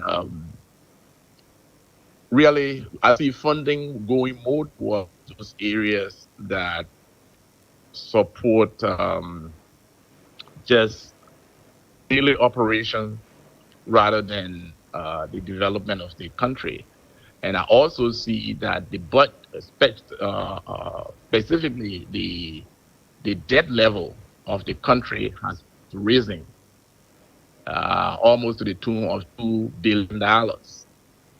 And when you look at the additional debt that have been acquired since this government came to power, I think the rate of increase is quite high.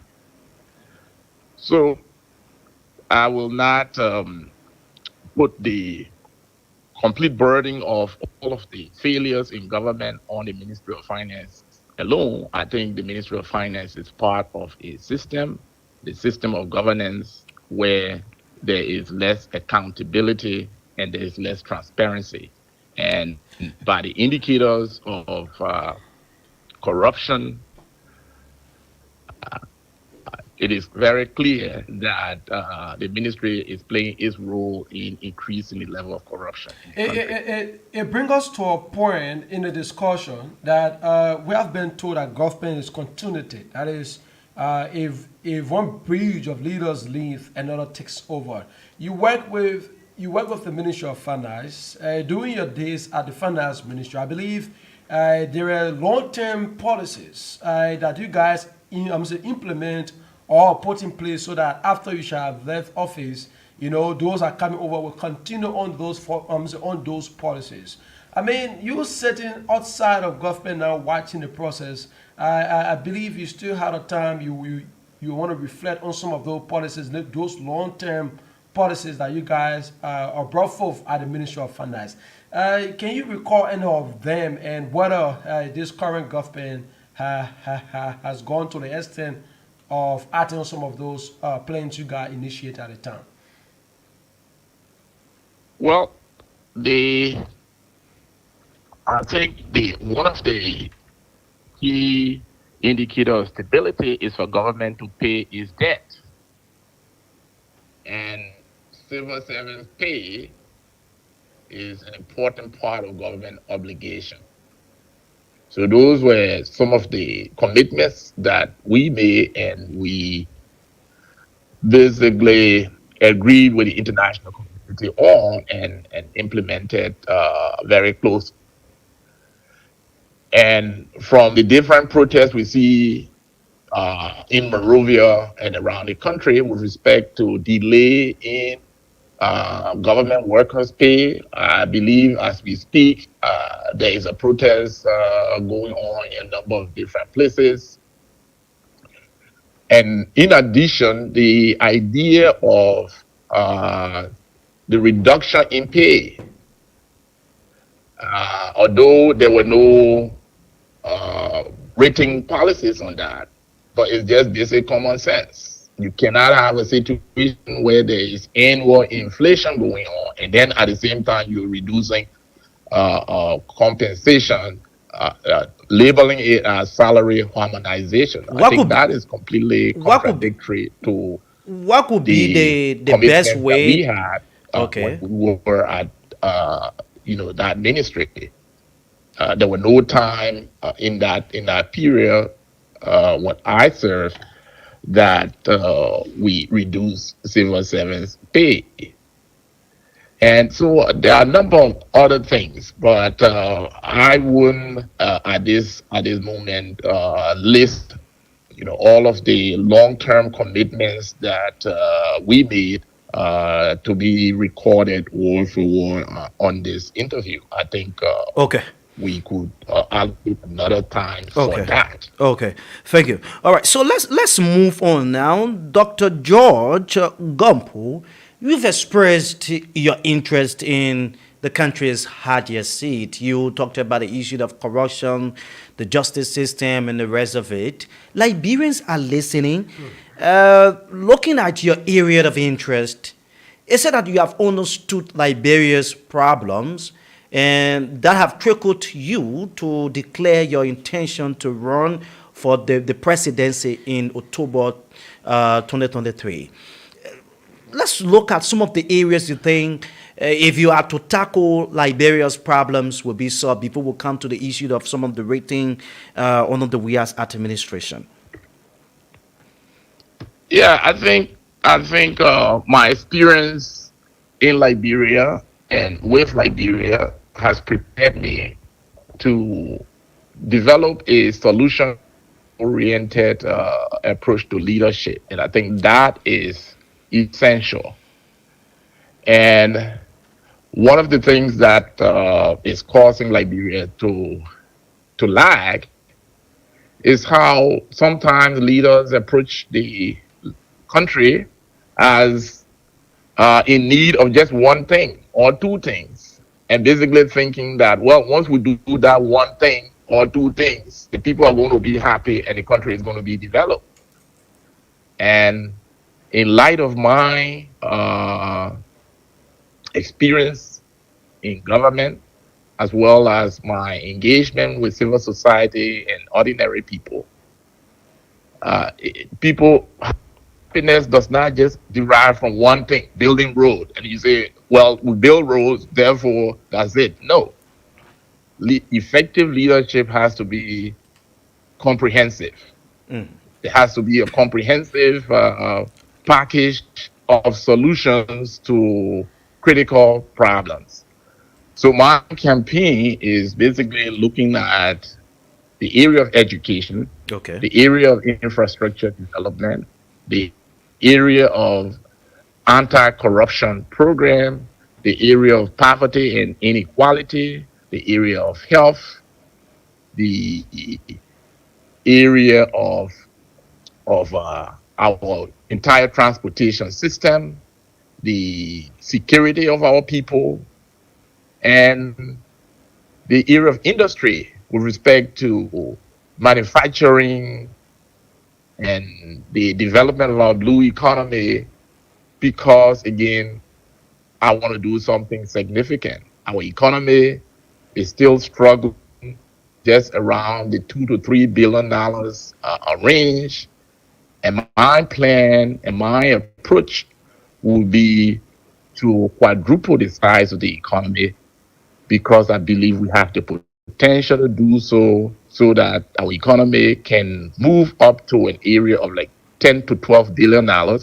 And in that way, we will bring significant amount of wealth to the country. We will address the joblessness problem, and we'll also be able to address the security issue, especially with respect to corruption, which is causing many foreign investors as well as our international partner to be very reluctant about investing in Liberia, or to encouraging Liberia to be the best it can be. So that is my approach. That it appears to you have to be. have a response to not just one thing. You have to have a response to a multiple number of critical things that the country needs. And we can go into the detail of it, which I don't believe we have the time. We will definitely look at that. Definitely, it is interesting. We place key emphasis on some of the things you mentioned, but it appears to be that your agenda is almost like the agenda of everyone that have expressed interest in Liberia. Almost all of the things you have said you want to do are things that have been said by those that have already declared intention as well. It appears that Liberians, the message keep repeating itself. Which today, if you have a conversation with the ordinary Liberians and you want to bring out these things you have outlined, they tell you sometimes they express a vote of no confidence in you politicians because the agenda reconcile with almost all of those that have come out and they say these things, and when they get there, they don't do it.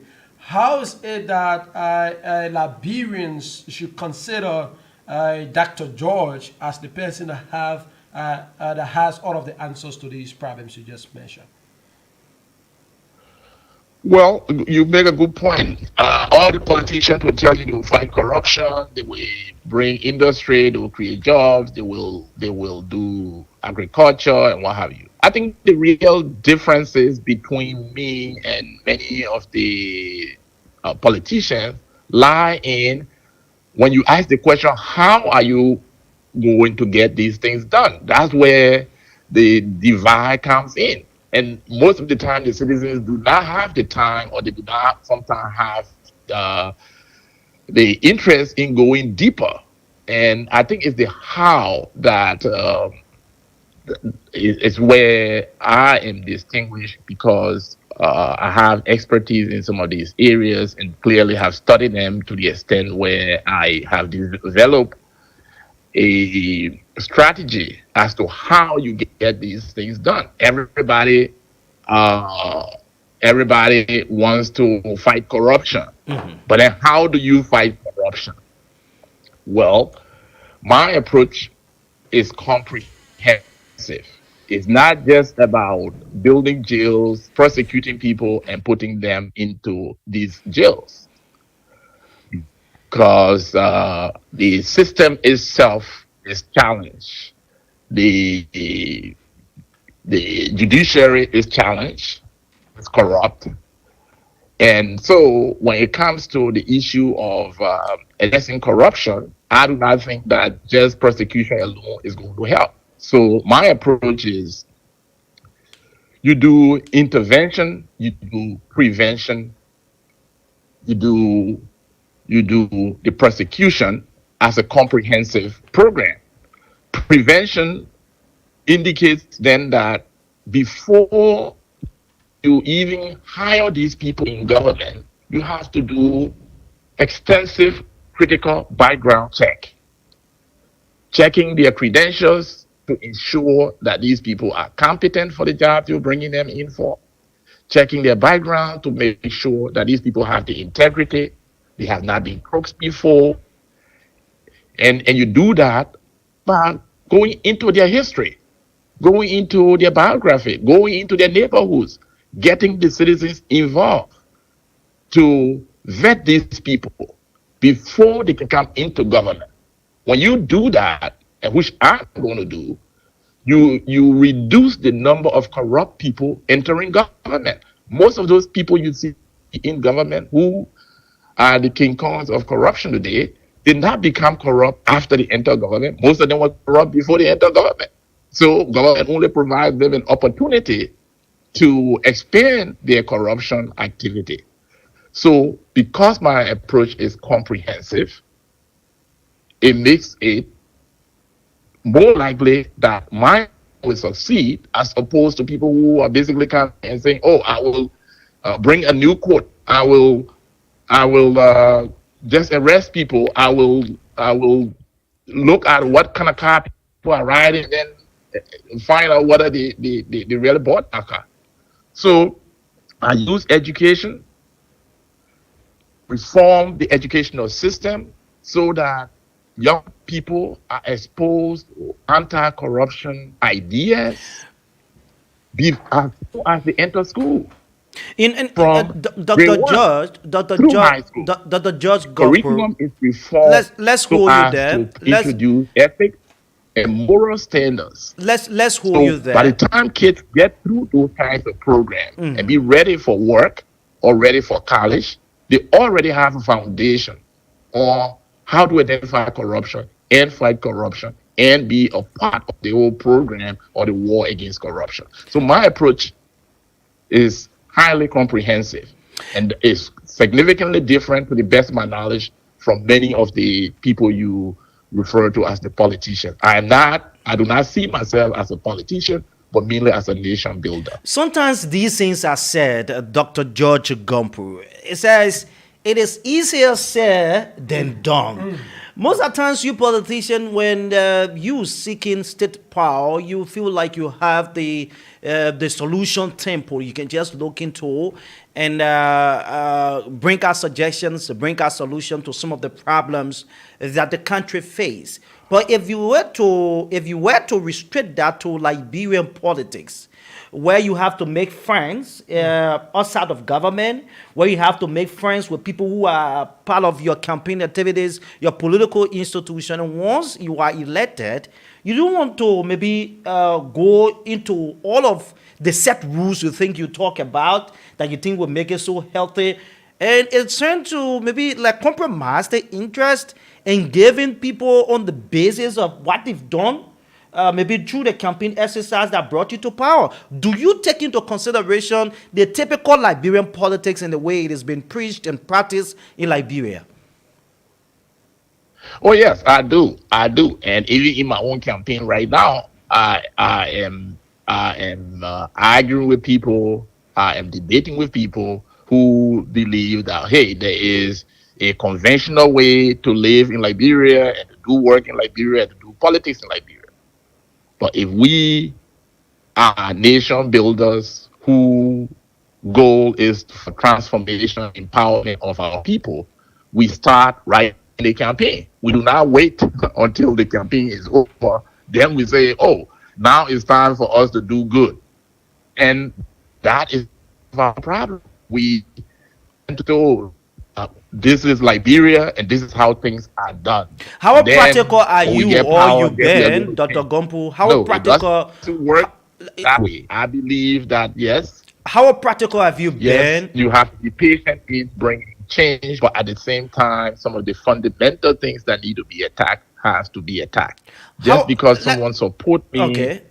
in my campaign does not necessarily mean that that person should be entitled to a job. And that's why I want to build the economy rapidly so that people have options.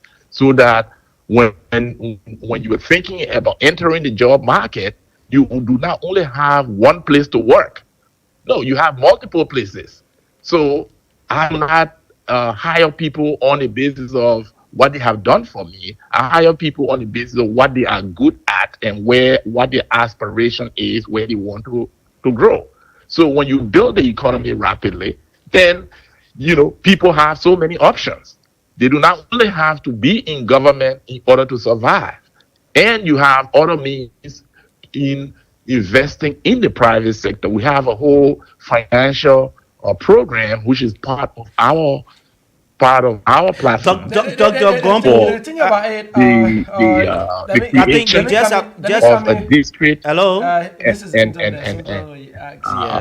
investment bank, a district development bank, where the idea is to create a new financial institution that will be capitalized to the extent of $100 million, with $1 million deposited each district of our 73 districts, so that they can support small business development and support the promotion of entrepreneurs.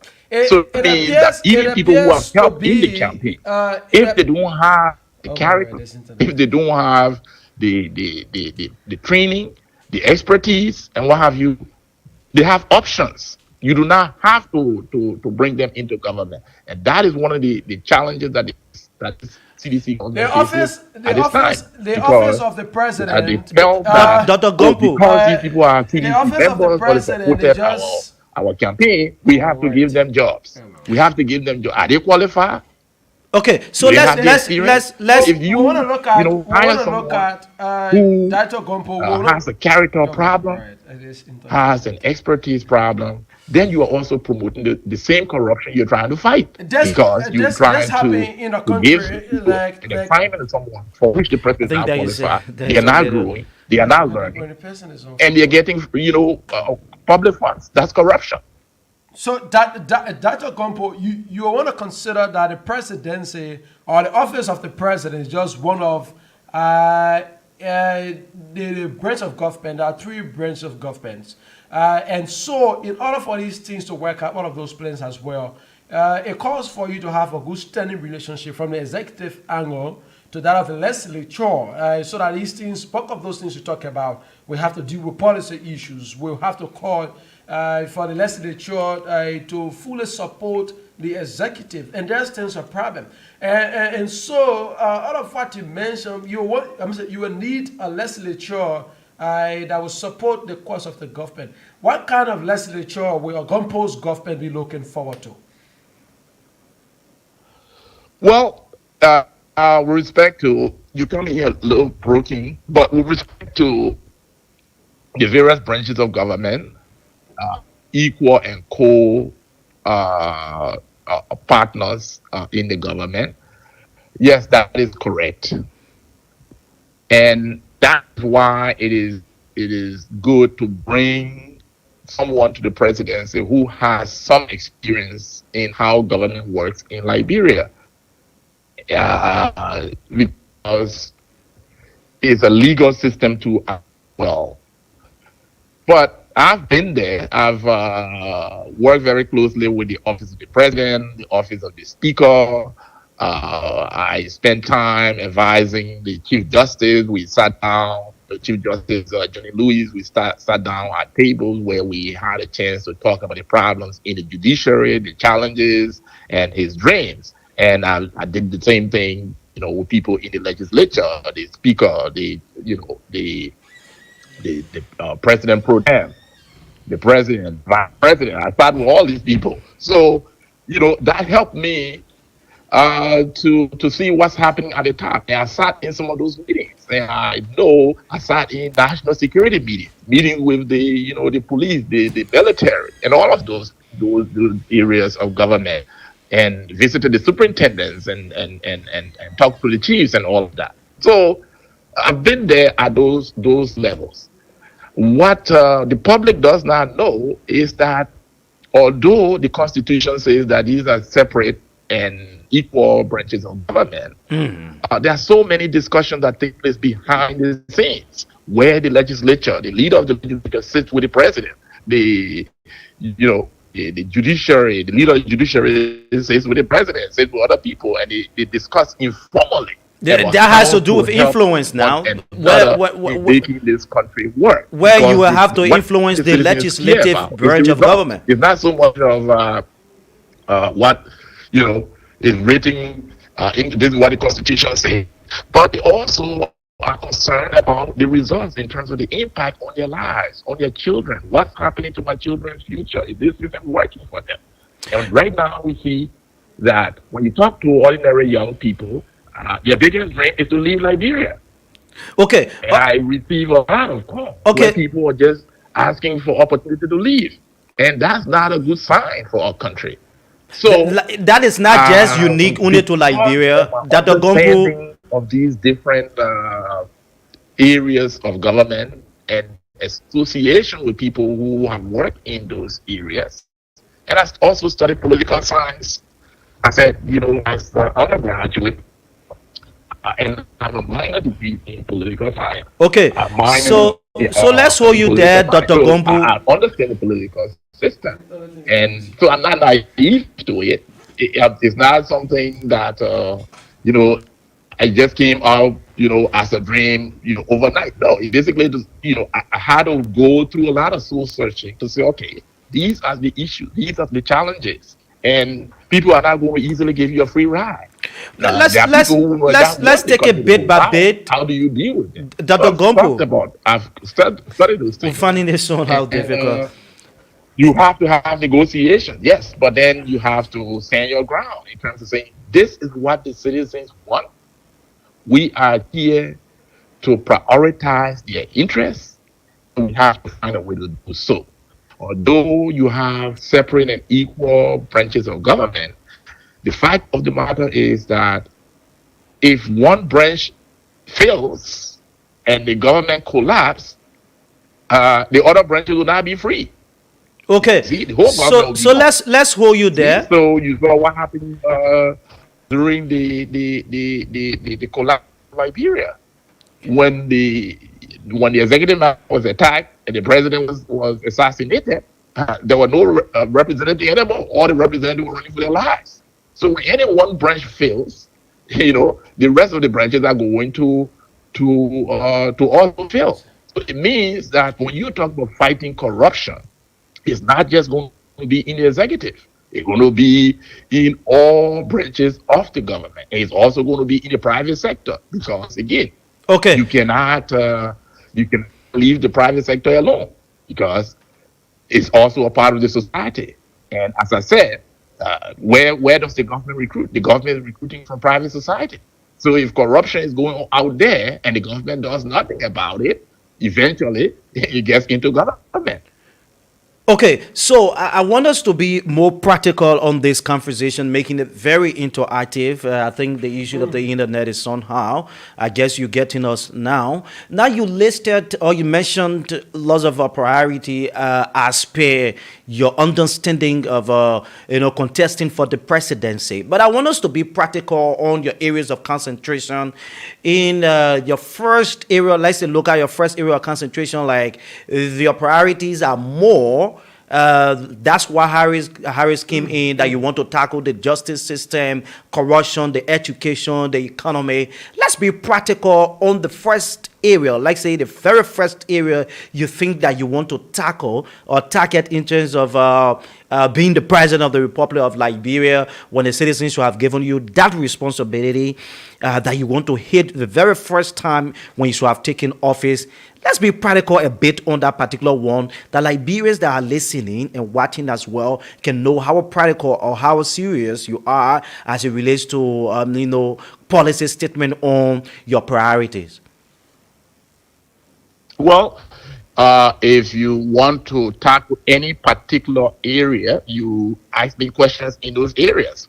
I will not tell you that this one area I'm going to focus on day one. No, the president is there to make sure that sometimes you get confused. Every government has you have a plan. Chief executive that is supposed to make sure that the executive works. Dr. Gompu, let's understand that there's food security, there is personal security. These are all comprehensive. It's the president's responsibility. It's not something for you to come to power and say, oh, well, everyone, you're responsible for yourself to secure yourself. I will just focus on building roads. No, will you consider that? Will you consider that every government has priority, and you should be? Education is the most important. So I'll forget about everything else and just any particular area where you have an interest and you want me to delve into the detail. I ask questions in those areas. That's how we approach it. You want to do security, we do security. You want to do agriculture, you want to do education, we do education. You do infrastructure, we do infrastructure. You want to do finance and the financial system, we do that. Every government has priority. That you want to agree. Every government has priority. These critical areas are important for moving the entire country forward. You cannot just take one and say, this is what I'm going to do, and that will move the country. No, it doesn't work that way. From day one, you should be prepared as president to tackle all of these problems. Will you agree with us this morning that every government has priority, and one you should have taken on the level of the presidency, the seat, as a matter of fact, you have to go into the areas that you think you can hit the very first time to get positive results than having more that you will lose concentration? Well, I don't see, again, that's why, as I said, our nation builder, leader. I am not basically going to be president just to score points, but to move this nation forward. And so, as I said, when you look at my logo, you see education having a symbol there. It's a big priority area. You see agriculture having a symbol on there, a big priority area. You see infrastructure development as having a symbol on there. You also see technology advancement as indicated by the presence of a computer on my logo. So these are all highly critical areas that are relevant to job creation. They're relevant to security. They're relevant to peace. They're relevant to corruption abatement, or fight war on corruption. And what I'm trying to do is not just to be president. I'm trying to I want to move this country forward so that we can catch up with other nations and do better than them. Okay, all right. I mean, that's the goal. The goal is big. It's not just something to have a position. No, that is not it. That's not how you move a country forward. You don't move a country forward by creating job for yourself and a few friends. You have to do the big things. Okay, so let's hold you there. You followed on yesterday in Liberia, the political parties, including the ruling party, were able to sign a general agreement in maintaining peace ahead of the October 10 presidential and legislative elections. What's your take on that, looking at the opposition bloc over the time? They have complained on the issue of electoral violence, most especially from the angle of the ruling government, and you see yourself within the opposition space. What is is your observation, or what do you have to say to that particular agreement that was signed on yesterday?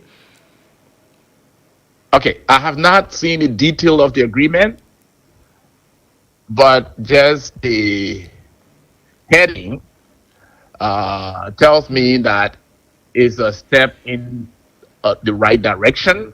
I would have expected more if I was invited to the table. I would have said we to revise the agreement so that the emphasis is on accountability, the emphasis is on transparency, the emphasis is on intimidation-free elections.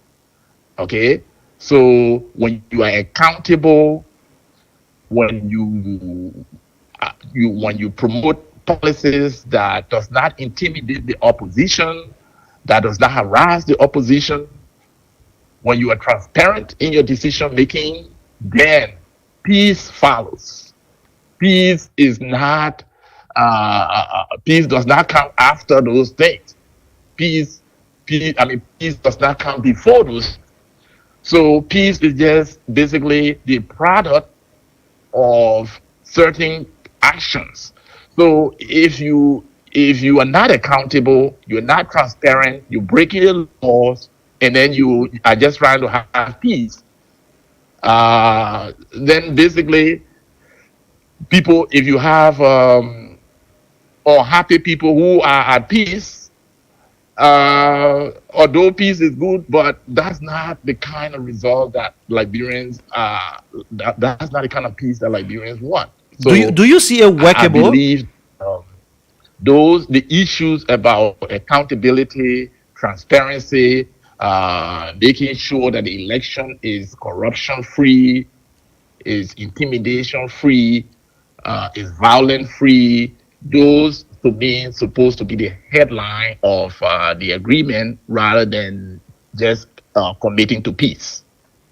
Okay, so because of the time, Because again, that agreement was signed before. It was signed before. It was signed in 2017. And look at what has happened between 2017 and now.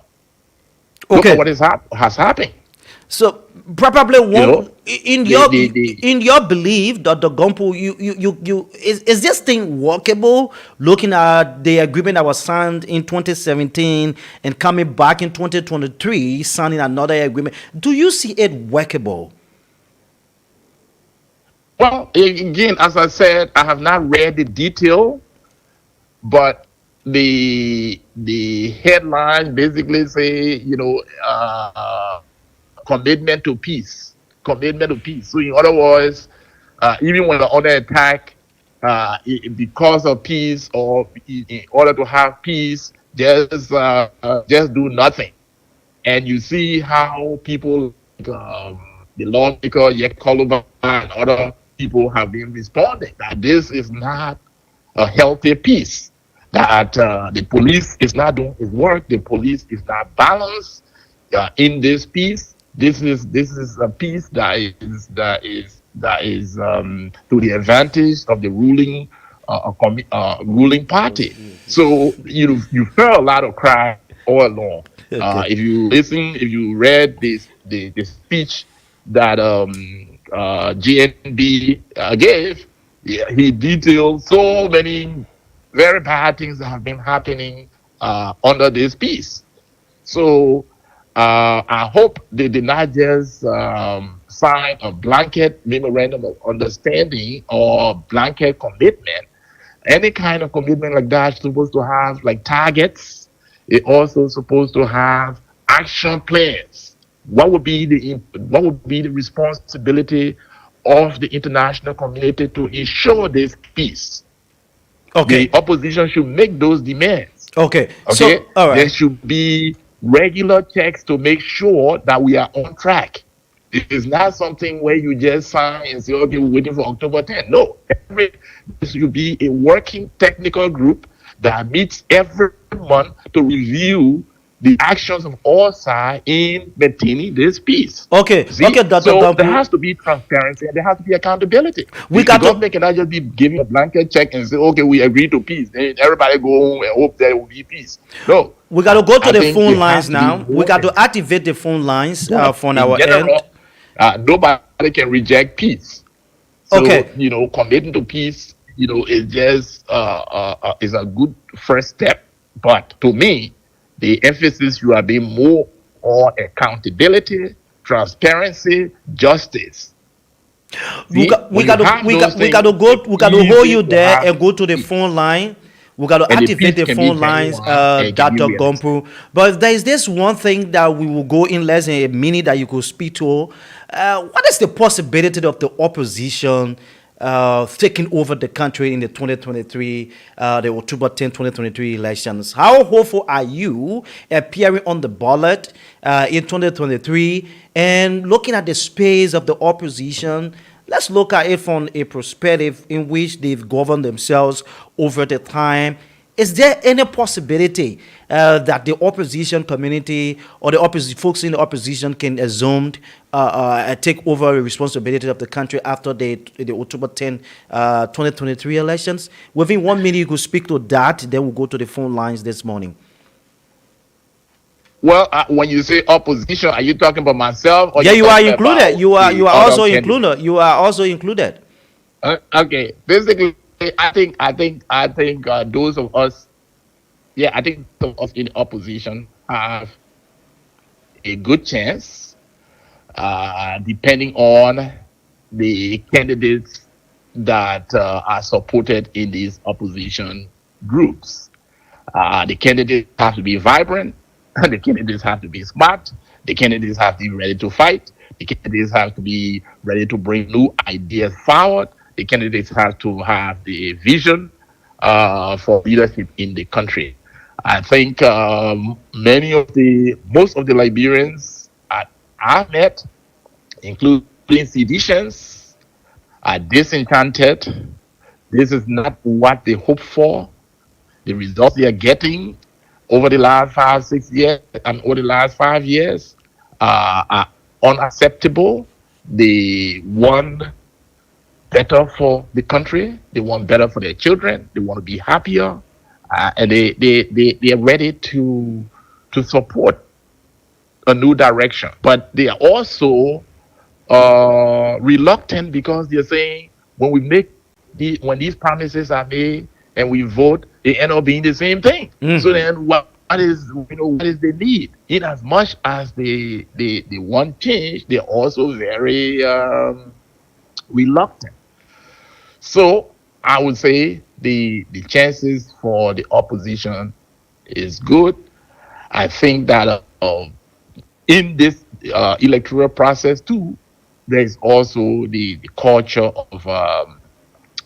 of corruption, where opposition people are expected to, not just opposition people, the candidates are expected to distribute money and gifts and projects and all of that. And that is a problem because it can cause some of the best candidates to withdraw from election or to not be effective in the election. Dr. Gompu, yes or no? There's a yes or no question. We'll go to the phone lines. To give them money and give them gifts and what have you before they vote, that's not healthy for our democracy. So the success of the opposition is likely, but it also depends on the people of Liberia, whether they have really made up their mind to move in a different direction and take their country in a different direction. The time is fast approaching. The time is fast approaching, but there's a yes or no question. Highly pessimistic that Nigeria can change. That Nigeria can be a better country.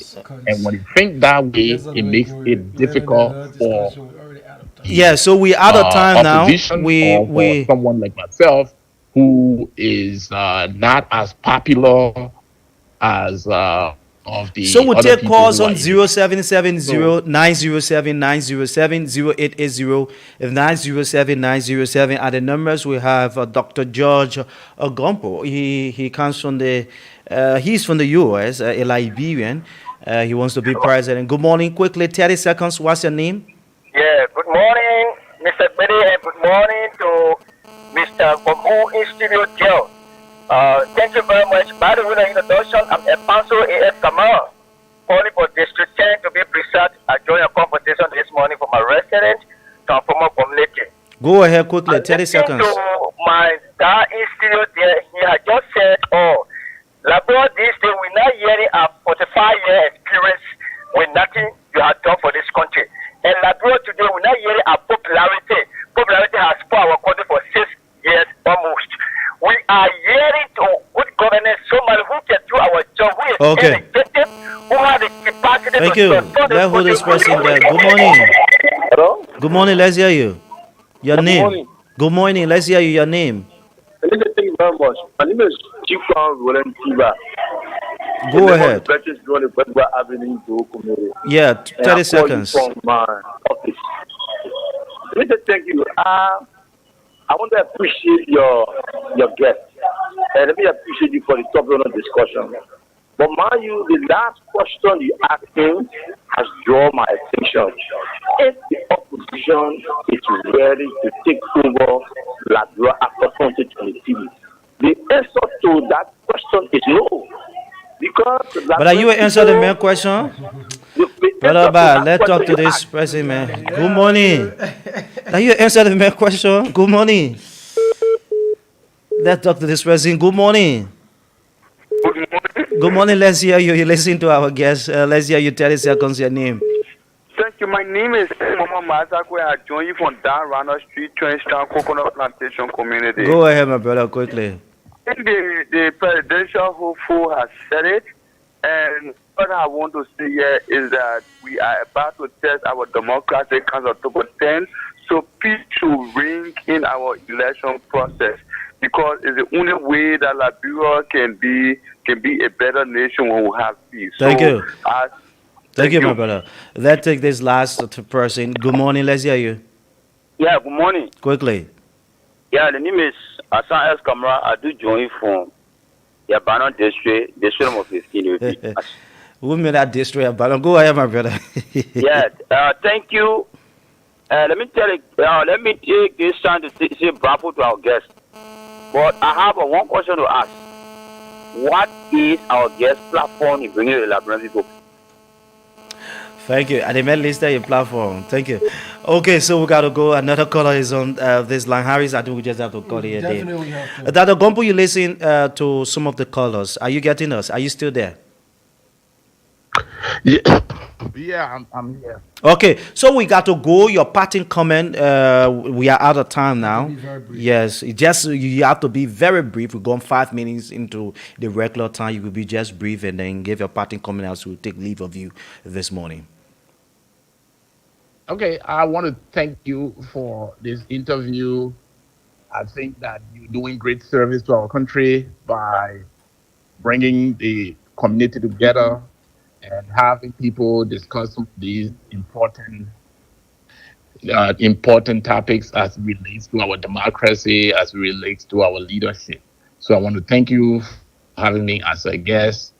Clearly, as I said, the future of the country really depends on the citizens, and the citizens making up their mind to vote the right way and not to vote for money, not to vote for gifts, but to really vote for practical vision that will help to move this country forward. And in so doing, I think I appeal for them to give me an opportunity to look at my ideas and to give me their support. Okay. So thank you for this chance. Thanks so kindly. And we'll look up, watch out for another great conversation. And wish you the best. Thank you. Okay, so good morning, Liberia. Takes its usual break. And we got to go, folks. It has been a wonderful time with Dr. George Gompu, a presidential aspirant. He's currently in the U.S. and he wants to be president of the Republic of Liberia, for the Republic of Liberia. And we got to go. Many thanks to all of you who followed via our television as well and radio. It has really been a great time. Harry's really been here. My name is April Parker. Have yourselves a wonderful time for now. And bye-bye.